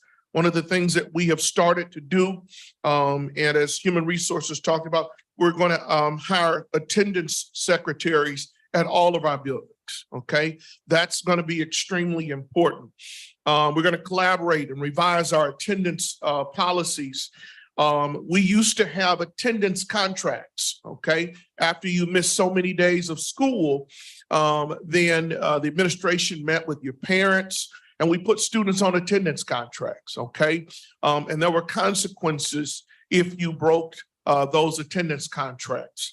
Again, budget incentives, things that we can do to reward positive behavior. Students like field trips, students like other incentives, pizza parties, dances, those kinds of things we think are going to be important in order for us to help increase our attendance in the school district. An ongoing district and community support, again, things that we can do. We're going to be continuously utilizing our robocall system. We're going to be texting and calling parents, partnerships with Attendance Works, step letters. Again, after so many days, you get a letter. After so many additional days, you get an additional letter, and so forth. And again, I talked about re-implementing those attendance contracts. Let me just stress the importance of attendance. And we're going to be intentional about doing this with our parents. Our parents have to know that attendance is extremely important in this school district. It ties to our funding. It ties to our CSIP. If our students are not here, they cannot learn. And so we're going to be putting a lot of resources and a lot of energy into the attendance piece of the CSIP. Are there any questions that you have of me at this time? I have one question regarding after-school activities and those kinds of items. We had a presentation for the Gentlemen of Vision a couple of weeks ago. Have we seen that those students are more successfully attending school because they're involved in that activity? Yeah, and I think I can speak to this, but Ms. Nave will probably echo the same sentiments. So those young men in programs and similar programs like that, those are usually the young men who, I think, in order even to get in that program, you have to take your academics very seriously. Those are some of the high achieving scholars. And so those kinds of programs usually require that students make a conscious effort to have good grades, good attendance, and things of that nature. So, Ms. Nave, am I saying that accurately? You want to add something to that? I would just add that not necessarily, they aren't always a top academic scholar, but they are involved. Mr. Warden does a great job with getting those scholars to have something involved after school. You know, that if scholars are involved in something after school, that they're more likely to be positive after school, negatively. I know that Dr. Nichols is bringing at the next board meeting, August 8th, about our extracurricular activities. I want to get on that topic. Freshmen and all of our scholars involved in after school. And also in the other schools, the elementary and Yes. those schools also need some kind of program like that, I think. And also for the young ladies as well. Yes, ma'am. Yes, ma'am. Our programs, our extracurricular activities are going to be at all levels, and they're going to be for both the young men and the young ladies. So, yes. Ms. Titsworth? Spoke of attendance contract. Yes, ma'am. How successful is that? I mean, do they follow the contract to keep the children? Right. So let me ask Ms. Tejan and Ms. Nave. So the attendance contract, we used to do that. And of course, that predates my time in the school district. So I can't really talk about the past success of the attendance contract. So we're not using the attendance contract right now. Right. No, it just kind of fell by the wayside. So I'll let Ms. Nave share. Our counselors, good evening, Special Administrative Board, Dr. Pruitt-Adams. Our counselors usually work together with administrators and teachers with the attendance contract. Typically, we like to look at the attendance for scholars. Since the state wants scholars to attend school 90% of the time, then we look at it as sick days, just as we all get sick days. Scholars get 17 sick days. And so we work through, because that's when you think about it, right? Because scholars have 176 days that they attend school. So 10% of that, which would keep them within the 90 range, would be about 17 sick days. So we talked to them about that. We put them on that contract, and we've noticed that within that period for the first semester or whatever that looks like at middle school or elementary, that they are attending school for that time period. They're missing days. Once they miss 3 days, we have a conference with them. 5 days, we send some letters home and speak to parents. We have restorative conferences with parents involved as well, so we can talk about the attendance. So those attendance contracts just say that I understand that missing additional days will cause me to possibly fall behind in my studies and my academics and the credits in order for me to graduate. And so that's what those attendance contracts are with us. Yes. And we, okay. So when you have to go to the parent, concerning the attendance, when it gets, do you report to social services as well? So if I speak to you as a high school principal, social services really does not do a lot for high school scholars. Now, I don't know for the elementary or middle school, but at that age, they're pretty much just throwing up their hands. And it's saying that it's up to that scholar or up to that parent. But there's not much that we can do at that point, but try to use our own influence and our own relationships to encourage them to come to school. But as far as social services, no, there's not much they do once they get to the high school level. And would you like to? So we can, Ms. Tidsworth, we can contact the DCFS and make an educational neglect report. They don't often take them though. They are overworked and they focus on the abuse of children, the social emotional abuse of them. And so they don't often take educational neglect reports, but we do it, we make an attempt. And they'll tell us it's not reportable. We have to do everything we can as a school district to get our students back in, and they'll tell us that as well. One of the things you mentioned, I'm sorry, is someone speaking? One of the things you mentioned was that we know that a lot of students, especially high school students, work while they're in high school. I remember I worked, and I remember getting off work at 5 o'clock in the morning and not knowing about child labor laws. And the fact that I was in school, even though I was 15, 16, 17, I should not have been allowed to work till 1 o'clock in the morning on a school night. I think the child labor law says 9 o'clock on a weekday. And maybe one of the things that we could do is form a partnership with that student who has a job and goes to school, reports to his or her school counselor. That counselor knows that place of employment.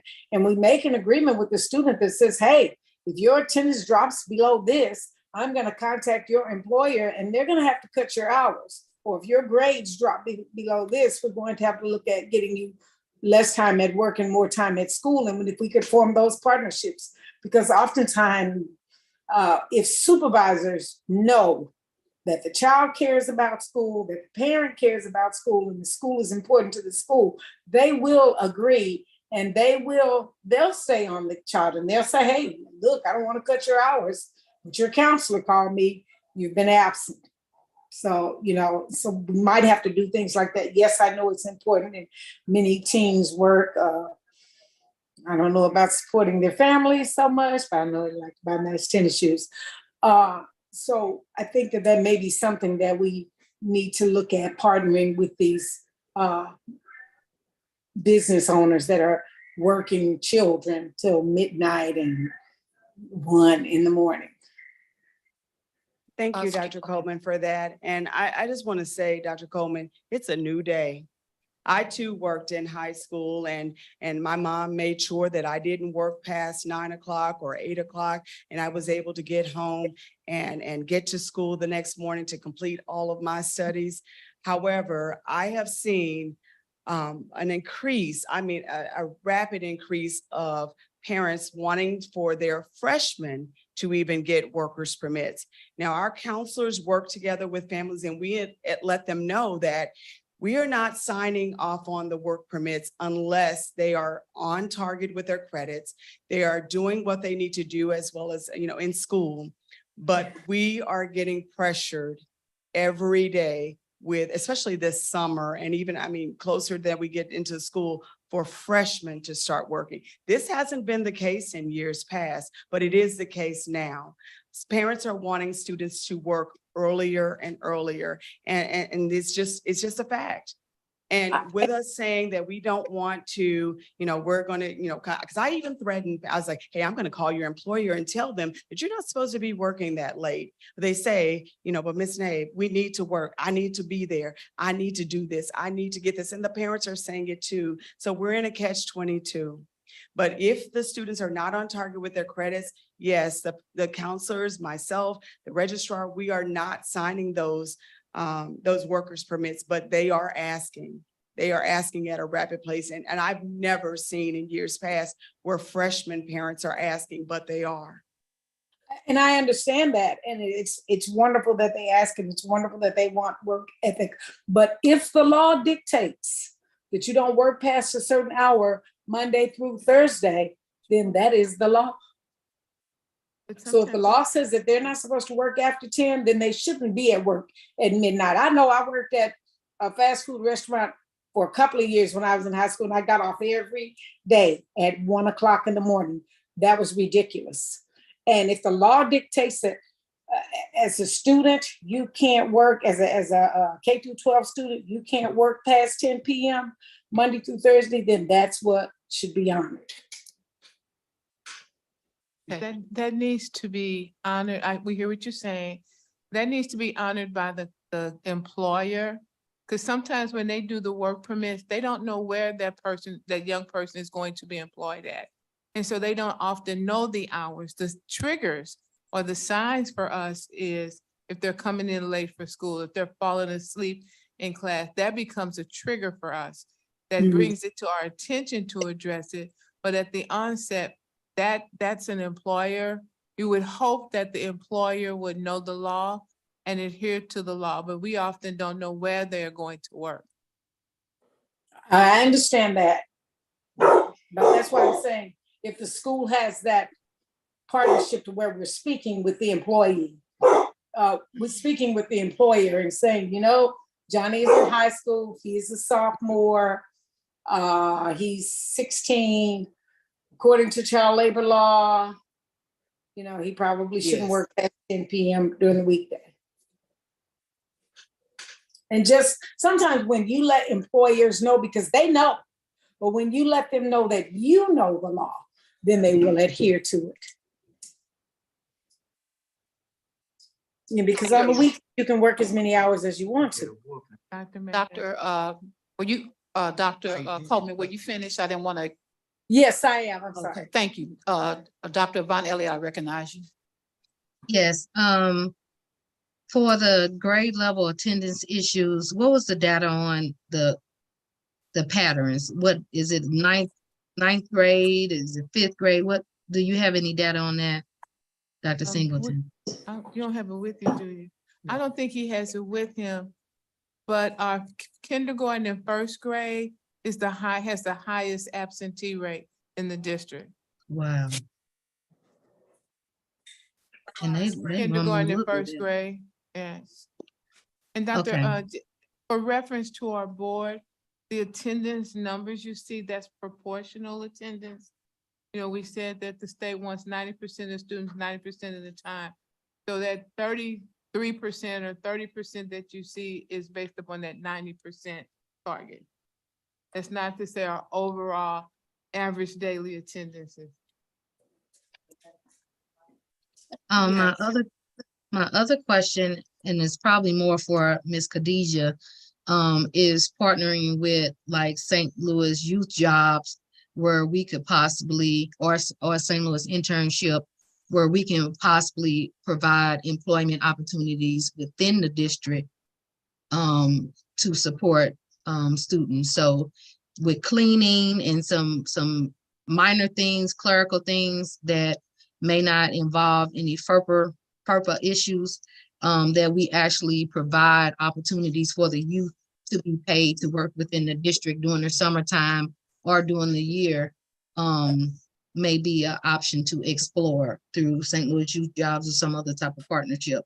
have we done anything in the past where we have partnered with internships within the district to support the youth? Quite Dr. oh, quite I'm a sorry. few. We have quite a few. I want to just stop just really quickly. One of the, Dr. Mary Hendricks Harris, who is from Ed Plus, who helped facilitate this process. She has an 8 o'clock meeting. Okay. And so if we could just put a pause real quick, allow her to say a few things before she leaves. Thank you. Thank you. Good evening, Administrative Board, Dr. Pruitt-Adams, community and colleagues. I follow models very well for how we begin our meetings here. I just have 2 things to share. I know it's getting late and I know we still have at least one more section to go.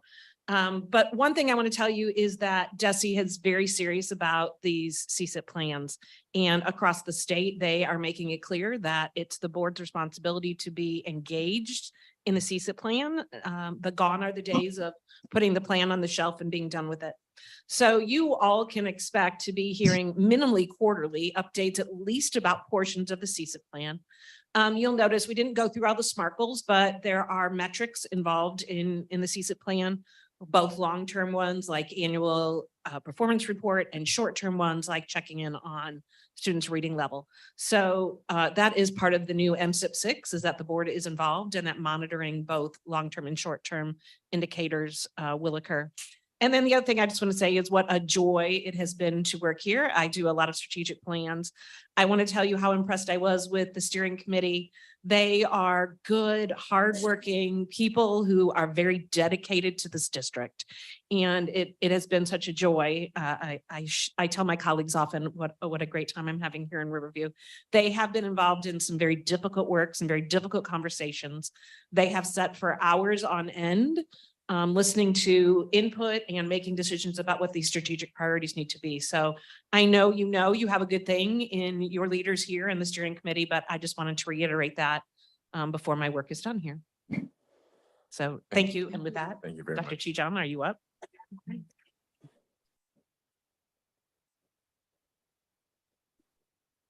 Well, good evening, Special I had Administrative one Board. other question. Oh, I'm sorry. Hey, well, with respect to the employee contract, I mean, not employee contract, with the student contract, I thought it was a really good idea. At what point are those contracts offered to students and parents well, in the students' attendance or non-attendance? That been settled yet? Yeah. As you heard Ms. Nave say, after 5 days, It's after 5 days, that's okay. the first contact. Then several more days, they contact them again. Okay. Is there anything that would prohibit that being something that's done preemptively with all parents district-wide at the beginning of the year? Is it? We can always notify them, which will happen as a part of when the board approves the CSIP.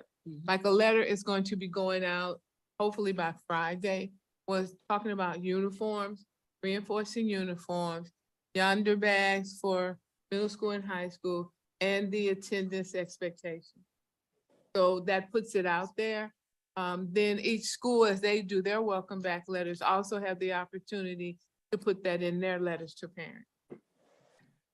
And it's emphasized on the high school level because it's tied to A+ scholarship. So students over 4 years need to have on average 95% attendance in order to take advantage of that. So they're reminded about that when they sign their A+ contracts as freshmen. And then each year when we tell them, okay, you're eligible for this, but you need to, in order to maintain it, your attendance needs to be at a certain level. Sure. I know that, okay, I know time's moving on, but sometimes parents read these letters and a lot of times they just, they just there at the house. I'm just really wondering if it's feasible even to make that at least a goal for this to be a preemptive meeting with parents, that this is what needs to happen in our district and not waiting until there's a problem, quote unquote. And that's, I think that's the intent.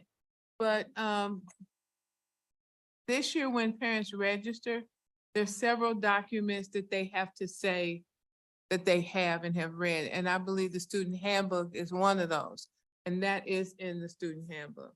And So we if they also sign that, I'm sorry, go We ahead. also have our open house, Meet the Teacher Night, and at that time, all the schools, PK to 12. We all have those meetings and we talk about attendance at that time. And that's why I was saying, let's break it down to sick days, because parents can understand that. I can understand that I have 10 sick days, 12 sick days for my employment. And they understand that their child has 17 sick days, so they can stay on target with the state's requirements. Thank you. Was Dr. Singleton or Khadijah going to answer the question that I had before the speaker came up? Either one? I think she directed the question to you. Okay. Which question is that? Restate your question, Dr. Von Elliott. My question was Say your about job, your job. any internships or opportunities for children to work within the district. Yeah, and that actually leads to my report too. But yes, currently right now we have 5 students who are participating in the St. Louis internship program. I actually saw one of them last week who's interning at St. Luke's under the hospital administrator. So we have 5 right now. No inter-district opportunities within the district for them to work. Are you talking about programs like Learn and Earn and things like that? Well, whether it's an internship or, summer work or any of that. We have St. Louis, we partner with St. Louis Youth Jobs, and we also partner with SLIP. We also partner with Little Bit Foundation, and also any other companies who would like to come to us to, hey, we need students to intern with us. We provide those opportunities to our students. Yeah, so I'm talking about Riverview as More the so working company. for us. Yeah. Yes. So also, Dr. Von Elliott, our new food service vendor, SFB, we've spoken with them about employing our kids as an opportunity for them to, learn cooking skills, get some work experience. And so we look forward to kicking that off this school year as well, hiring some of our students to work for our new food service vendor. Right. And also part of our CTE programs has a built-in internship program in them. So they're supposed to be doing that in order to get their industry recognized credentials. And also Workforce Centers of America, we also partner with them to provide our students with opportunities, paid opportunities to gain skills and also to have a resume builder. Thank you. Could I go back to Dr. Ava Ellis? I think it was Ms. Nave who has also inquired about maybe having some of our high school students work with maintenance and custodial. That's what I'm asking about, stuff like that. Yes, thank you. Perfect. All right. Well, we are in the home stretch. So good evening, Special Administrative Board, Dr. JPA, colleagues, and friends. So the College and Career Readiness piece is basically the big and green, not green, big blue and yellow bow that ties it all together. You've heard about teaching and learning. You've heard about staff. You've heard the high level data about where we are in terms of college and career readiness. And so what we did was we kind of looked at all of those pieces and we came up with 4 strategies to advance our college and career readiness piece. The first one is to align our policies and our practices to maximize the things that we're already doing to improve that college and career readiness piece. So individual career and academic plans, making sure that our contact information is up to date with our students and our parents, providing incentives, and also making sure that our early warning systems are up and running to early identify whether it's attendance or academics or other social emotional issues to better support our students to and through college, not college, but graduation and post-secondary placement.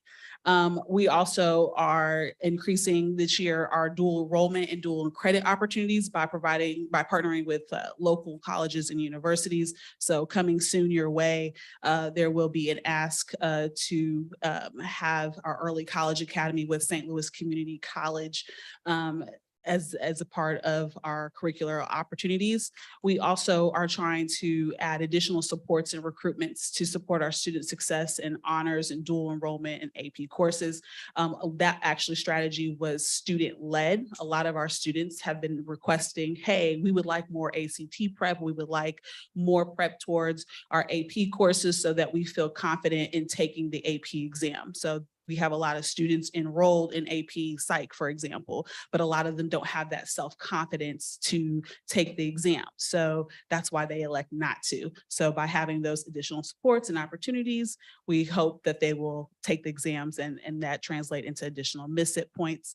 And then finally, implement intervention strategies to support our students' success towards graduation. So we have a lot of things that we are doing on the ground. We have the RAMS recovery, we have Success Academy, we have ACE, we have all these different things to support graduation, but we also want to increase some of the things that we are doing on the social emotional pieces that might, deter or discourage a student from continuing. And so we want to expand that.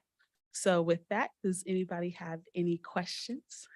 May I make a comment? Yes. please? One of our partner agencies, Soul Fisher Ministries, of which Chantel Soul Fisher is also a member of our steering committee. She just informed us, and I didn't know that part, that as a part of the work that Soul Fisher Ministries does with us, they hire our students as interns, and they must keep their grades and GPA up, or else their hours are cut and they're removed from the program. And that the students strive to keep their grades up so that they can stay in their program. So thank you for that. The one question that I had, there was a concern that came up last year, is that seems sometimes, and I'm, but it seems sometimes that some students get a lot of attention because they're bright, they're well-known students or what have you. Then there are students that are just as bright that need financial assistance. What are we doing to help our students try to find financial assistance for college? I'm so glad you asked. So no, every other week, parents and students get a list of scholarships that are currently active from me. We also post it on the district website, and I also am over like the social media. So I'm putting them also on our social media pages as well. So that way we are getting all of that information out in all the ways that we possibly can. And then also I send that information to our senior sponsor, who has a Remind text messaging system. So if the students have subscribed and are willing to give us that contact information, they're also getting text messages that say, hey, check your email. Ms. Tijan sent out links to scholarships and opportunities. In regards to the concern about support for some and not all, that's why this position, the District College and Career Coordinator position, was created, so that they have more face time with someone who is knowledgeable about the college planning process, me, to get help. Further, we're one of the few people in the area that have this class. We have a college and career readiness class, and we have about 6 sections of those where students of varying ability level or even post-secondary planning level, they can sign up for this class, and they're being walked through from the beginning of college search all the way to the end in terms of, financial aid, scholarships, and then, enrollment to the end. They are able to take that class if we can fit it into their schedule. And if they can't, I stay after school Monday through Thursday till 4:30 to help students if any college planning or post-secondary career planning processes that they need. Further, we also have a JAG program as well. So in addition to just college and career readiness, if we have students who know for sure they want to go into the workforce, we have JAG we have several sections of those as well. So if a student is wanting something and they're not getting the support that they need, then let us know and we will make it happen. That's what we've always done, and that's what we will always continue to do. Could I add something Absolutely. to that? I know that I've heard you say there's a push to get all of our seniors particularly to do the FAFSA form, which could also get them some financial support. Yes, so we have a FAFSA frenzy. This year it's going to change because the FAFSA process has changed, and I'm going to learn more about that on Thursday.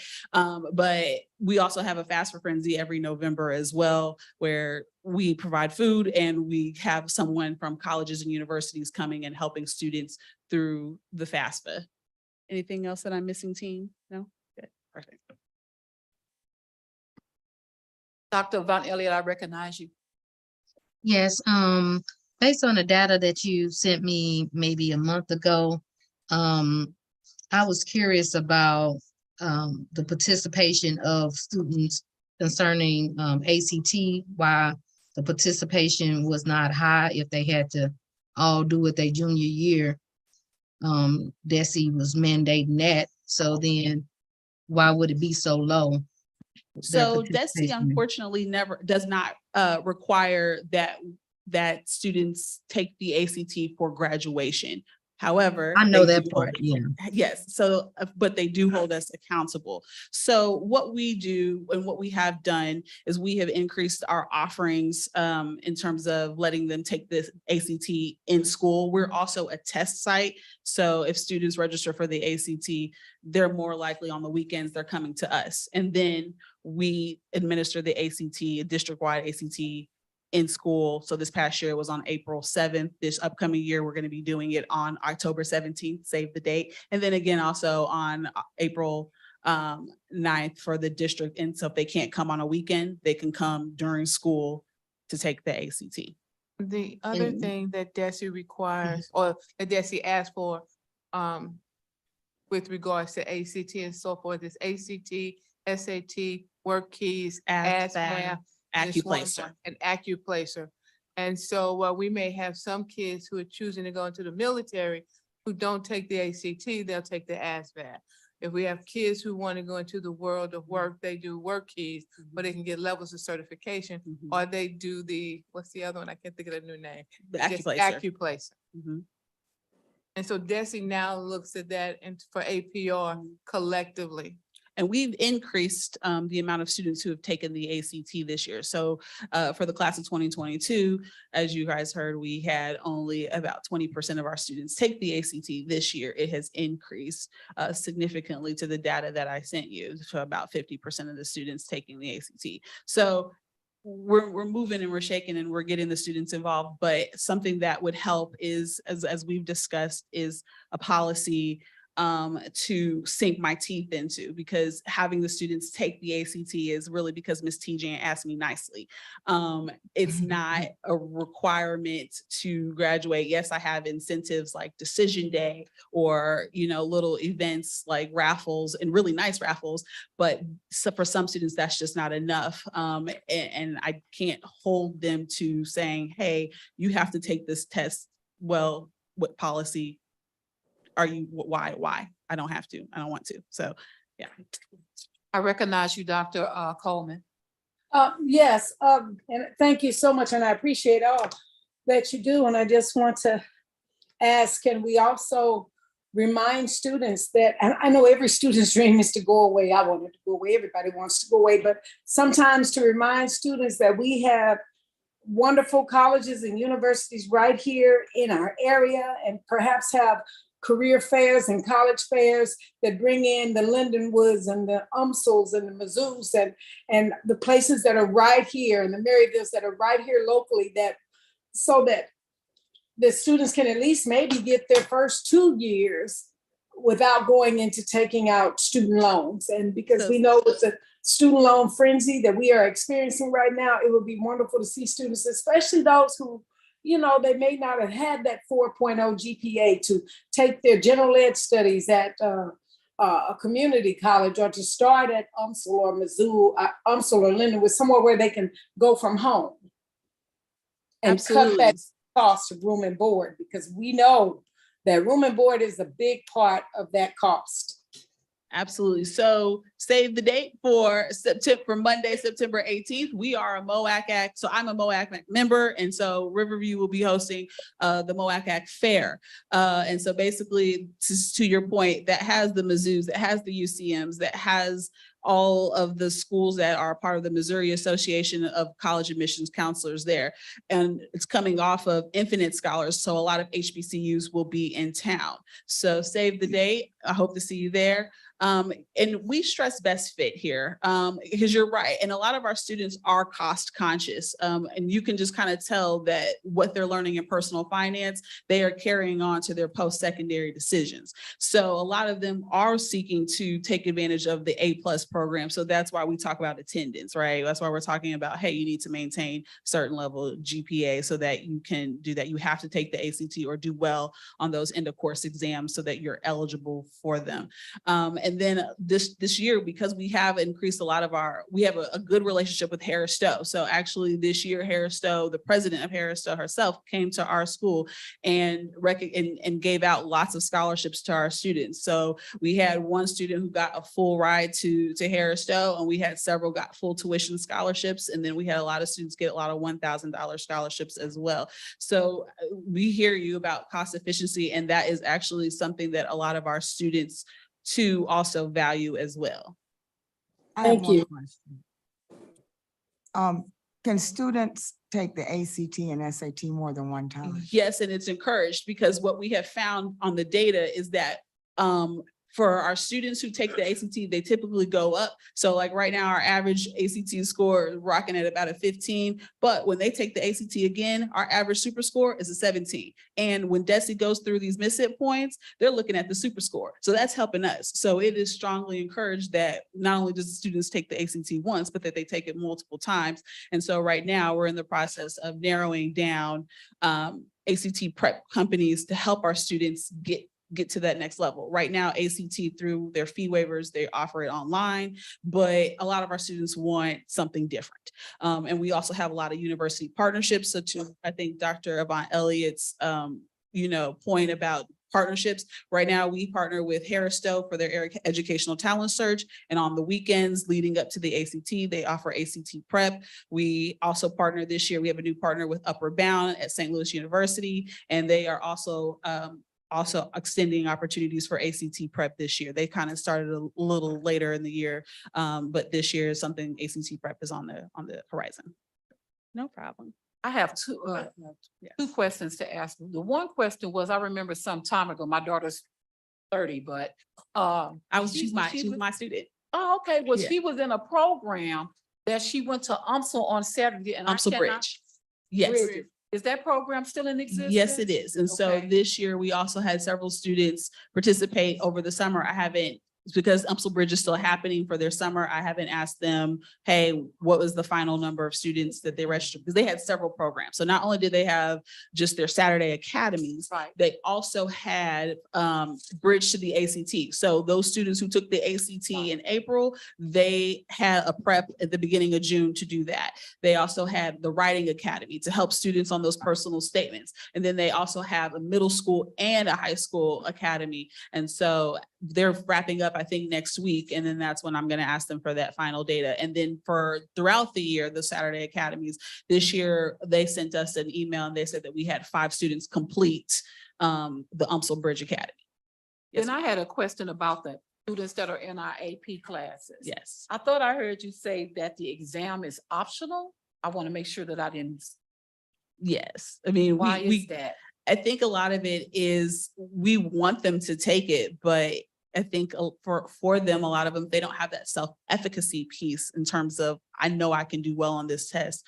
Think that they're not going to take it. And we want them to feel good about taking this course and getting it. We explain the benefits of, hey, if you take this class and you get a 3 or a 4 or above, that's one less class that you have to take in college. And so they understand the benefits, but I think for a lot of them, they are test shy. And so we are using a lot of like our team, a lot of our school people to rally them and say, no, you can do it. You got it. You got it. But I think for a lot of them, it's just a self-confidence piece. But it will, I know Dr. JPA is very, yes, I already know. I felt it. Yes. And so that's turning around. Because see, to me, I'm just going to say, just for me, if it's a class that you enrolled in, how am I going to know if you succeeded in that class if you don't take exam? The AP exam. So they still take their in-class exams, but the AP exam that's administered through College Board, that is optional. Oh, okay. Yes, no, not their classwork. No, that's a grade, but the AP exam, which is administered from College Board throughout the United States, that where you can get college credit, that is optional. Does that help? Don't take it. Does it affect our? If they get a B. If they get If they get a B, we get points. then we still get credit on the APR. Right. But that was one of our discussions at the admin retreat the last 2 days was, if we have kids who enrolled in AP and they are truly eligible and qualified to be in AP, we have to be the people who help them to realize that they need to take the AP exam, they can. There's this historical, mystical stigma, that's the only way I can put it, that has impacted students who look like me for a long time. That if you take this and you don't score a 3 or a 4, it's going to impact your overall GPA. And so you have parents who will say, I don't want my kid to take the AP because I don't want to mess up his or her GPA. And so we talked about teacher quality, which we heard today. We talked about the expectation when we enroll a student, and it's our job to make sure that they have all the knowledge and the skills that they need in order to take that. Thank you. But we do get points if they make a B or better. Okay. All good. So I think that concludes the CSIP presentation. Mary Hendricks Harris is going to help close out. So in her absence, I will do that. Say something. First of all, I really want to say to Dr. Pruitt-Adams, Dr. Nichols, and all the steering committee, how impressed I have been with this draft. I read through it in its entirety, and it's obvious that a great deal of thought and work has went in making this what it is. So I just want to thank you for it. So good job as far as I can see. Very understanding. I want to say You thank really you for it. followed it really good, so I appreciate that. Yeah. But you all. So as Mary indicated, we will be coming back, giving you quarterly update. We will continue to show where they are within the board items that we bring forward. It is our hope that in board docs, once you approve this item, that you will be able to click on if it says CSIP Goal 1, Strategy 2, you'll be able to click on it and it'll take you to that so that you have a point of reference. When we will come back on the 8th and ask for approval, so it will look different. It will look different from what you see today. That's why it's called a draft. It is a document that is always evolving. It is our hope to identify what our focus is for this year. As Dr. Nichols indicated, it's a 2 to 3 year plan, but we want our teachers and our parents and everyone to know for the 23-24 school year, this is what we're working on.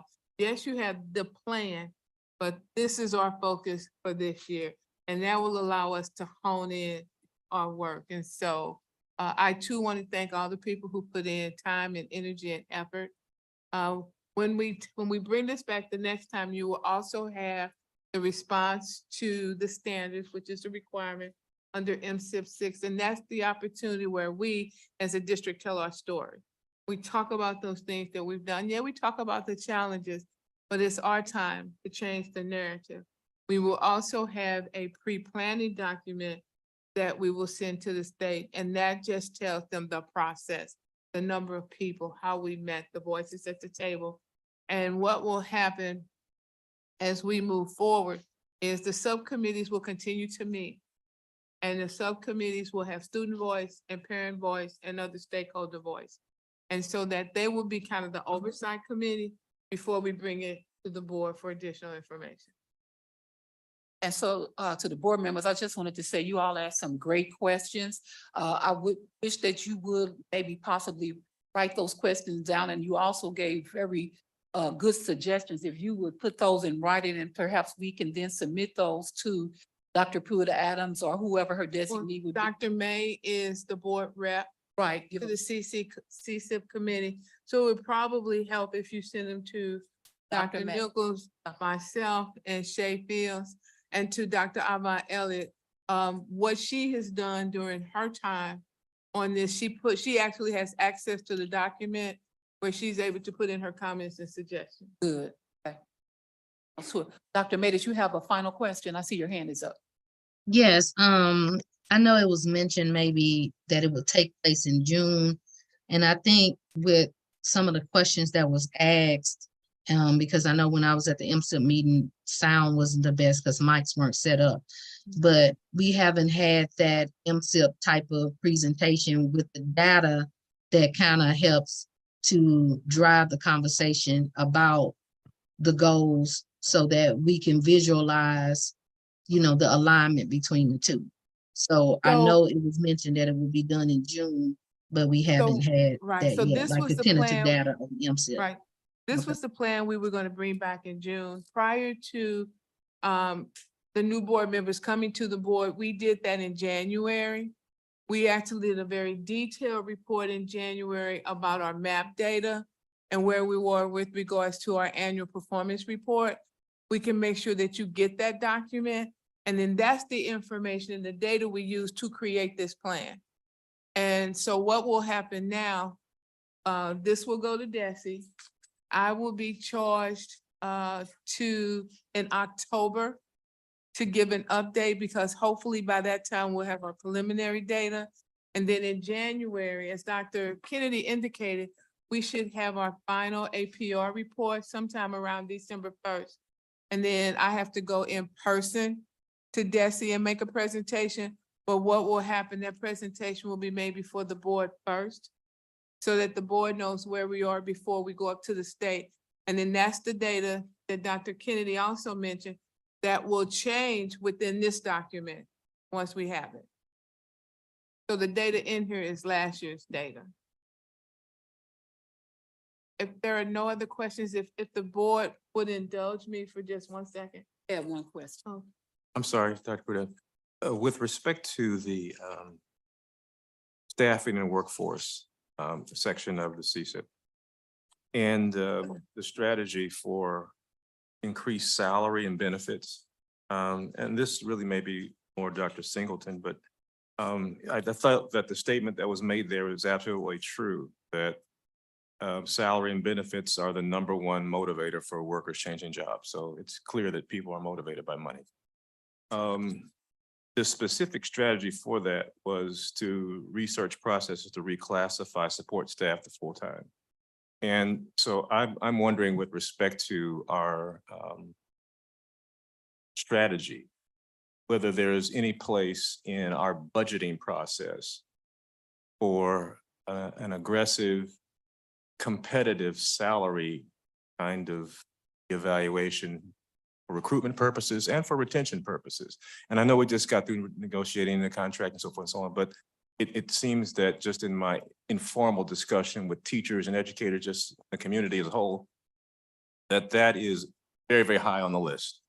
And I think educators perhaps see the Riverview district as somewhat of a challenging district. And so there's maybe a bit of a mindset that I really even, not only do I need a competitive salary, but I need sort of hazard pay. I don't want to be insulted, but just sense that is there a place in the CSIP for looking at our budget with respect to alignment for, a hyper aggressive competitive salary base for Yeah.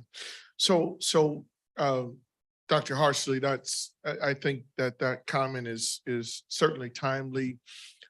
We have done lots of research, and I brought to you guys many times the fact that ESSER has allowed us to do some things. We know that's going away.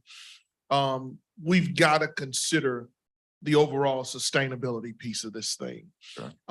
We can be very aggressive, for a year or two. And what happens after a year or two that we've gotten so aggressive that we can't maintain what we have done in the school district? And that's my biggest fear. We have already have one of the highest tax rates in the county. We probably be asking for another tax increase. We'd probably be doing some additional things because, again, we're trying to make up for what we're about to lose in terms of ESSER funding. I totally agree. We need to be aggressive some kind of way. My concern with that aggression is that 3-4 years from now, we pumped an additional $5-10 million into the salary schedule, and we just don't have any new ways to pay for it. So that would just be my caution. But whatever research you'd like for us to look at, we'll look at it. But long term, that's my biggest fear. Sure. When we're, some of you guys maybe I'll be around, maybe you guys will be around, but what do we do 5 years from now when the district is having to lay people off because we were so aggressive with the salary schedule? So I would like to echo Dr. Singleton's comments. We hear the board. Dr. Avant Elliott has said many times, how do we make people whole? And we did the compensation study. That was an attempt to get us there. But now the day passes since the compensation study. Do I not get an email or Human Resources gets an email saying, I need to be made whole because I was right here? And when we explain to them the why, we can't always make them whole. It's mainly the people who've been here the long haul. And, you know, we say record keeping is bad.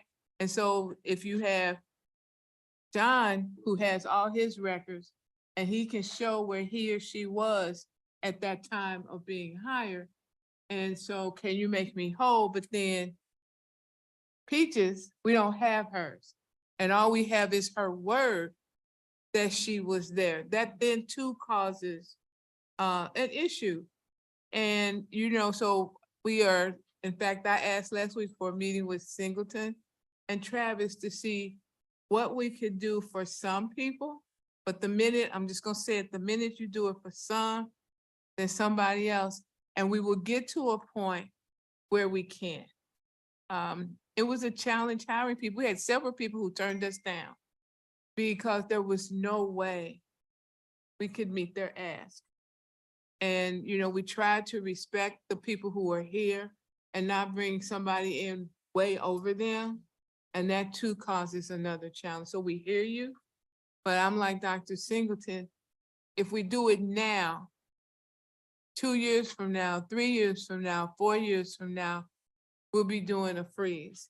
I think the upside, which is still hard for people, is over the last 3 years, there's been a 20% pay increase.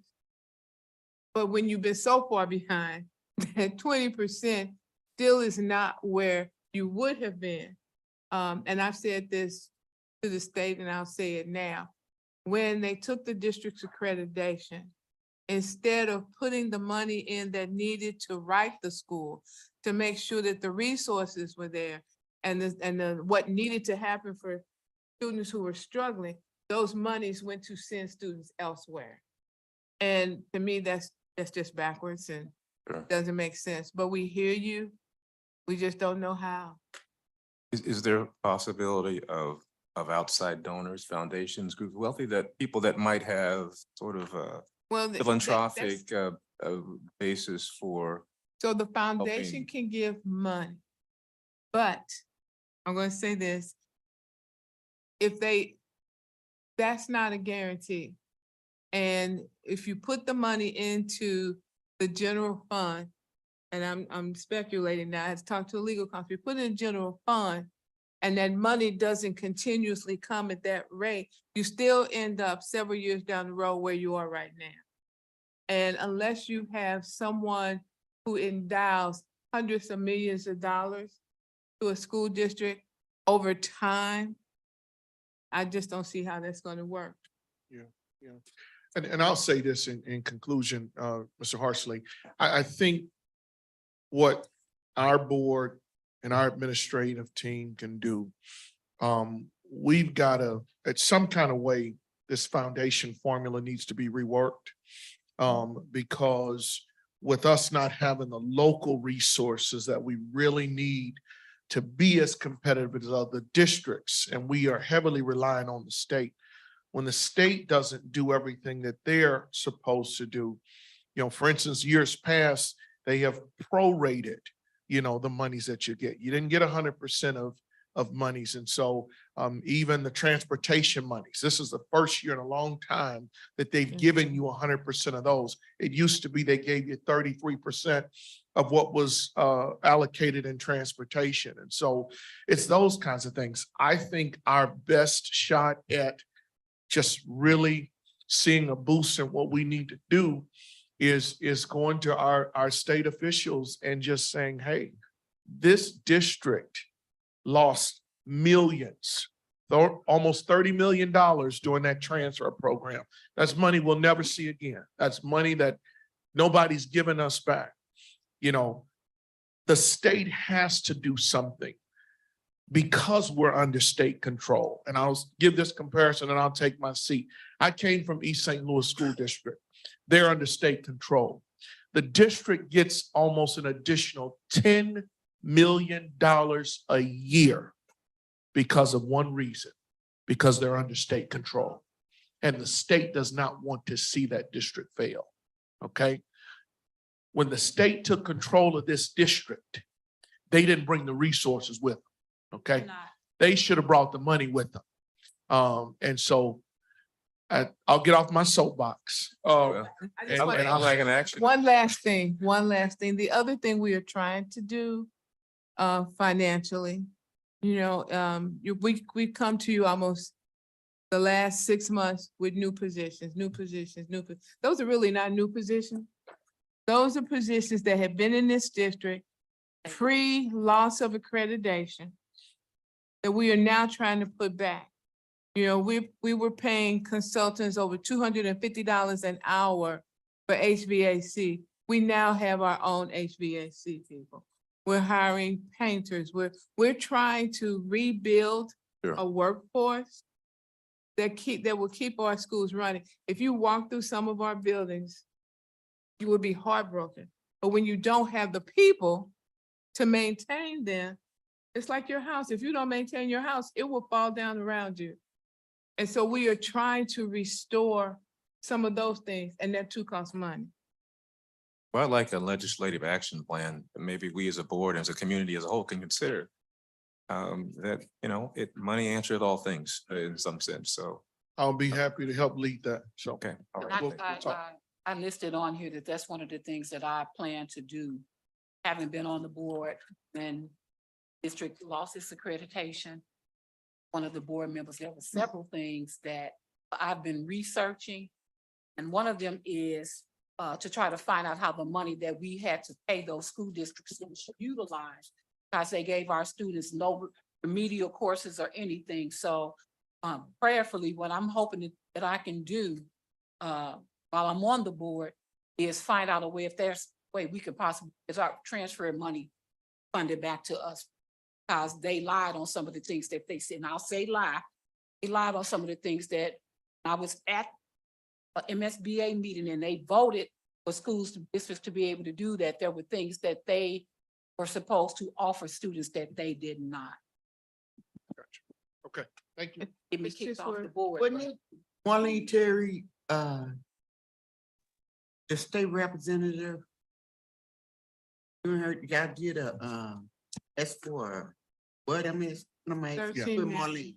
Yeah, so real quickly, Ms. Terry and Dr. Pruitt-Adams gave her blessings on this as well. So I want to make sure that everybody knows that this was a collaborative effort.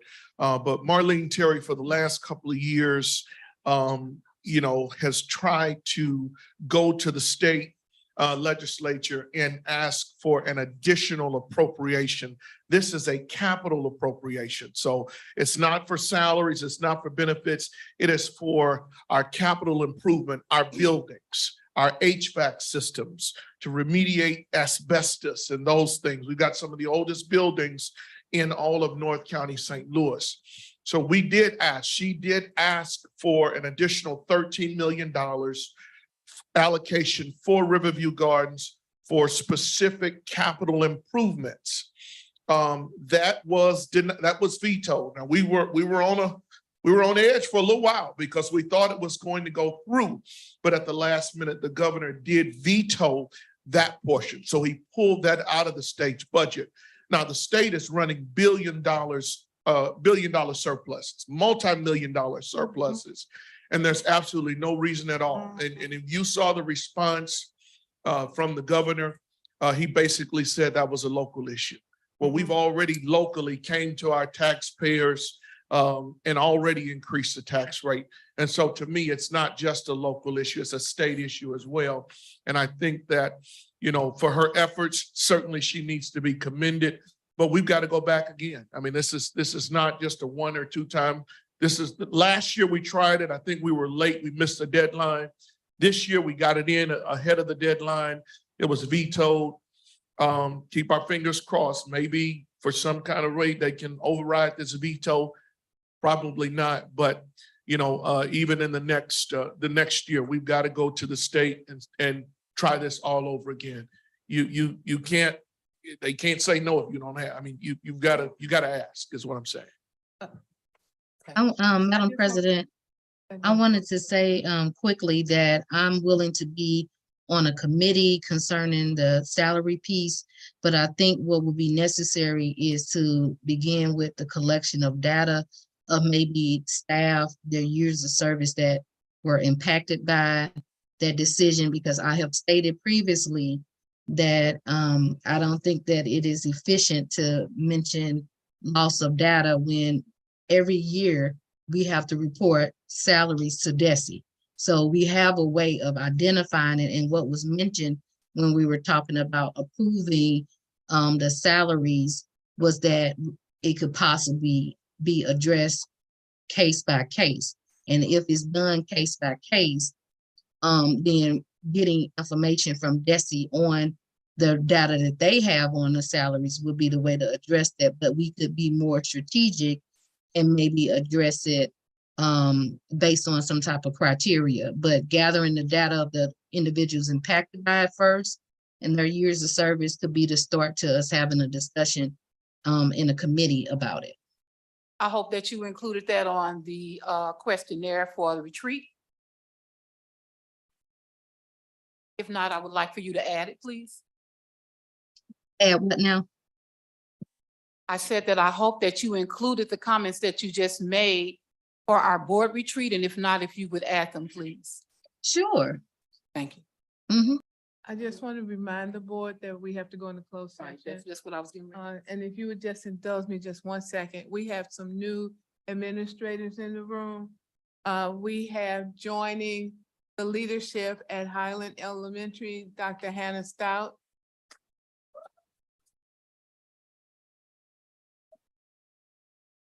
And we have not joining the Riverview Gardens team as a new person, but in a new position.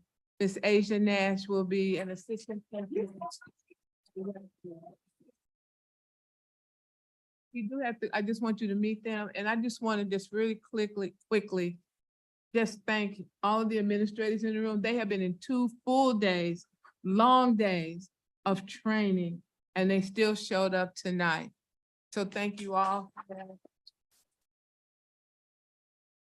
Go home and go to bed, because we have to go in closed session. With no further business to discuss with regards to our special public meeting, I would like to entertain a motion for adjournment. So moved. Second. I recognize Ms. Lane as making the motion and Dr. Avant Elliott is seconded. Are there any questions? Roll call vote, please. Yes. Yes. Yes. Yes.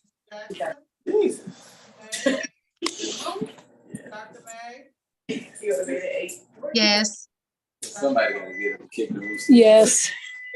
And just real quick, to our board members in Zoom, you do not have to go out and go into the other link. You can just stay in this link for closed session.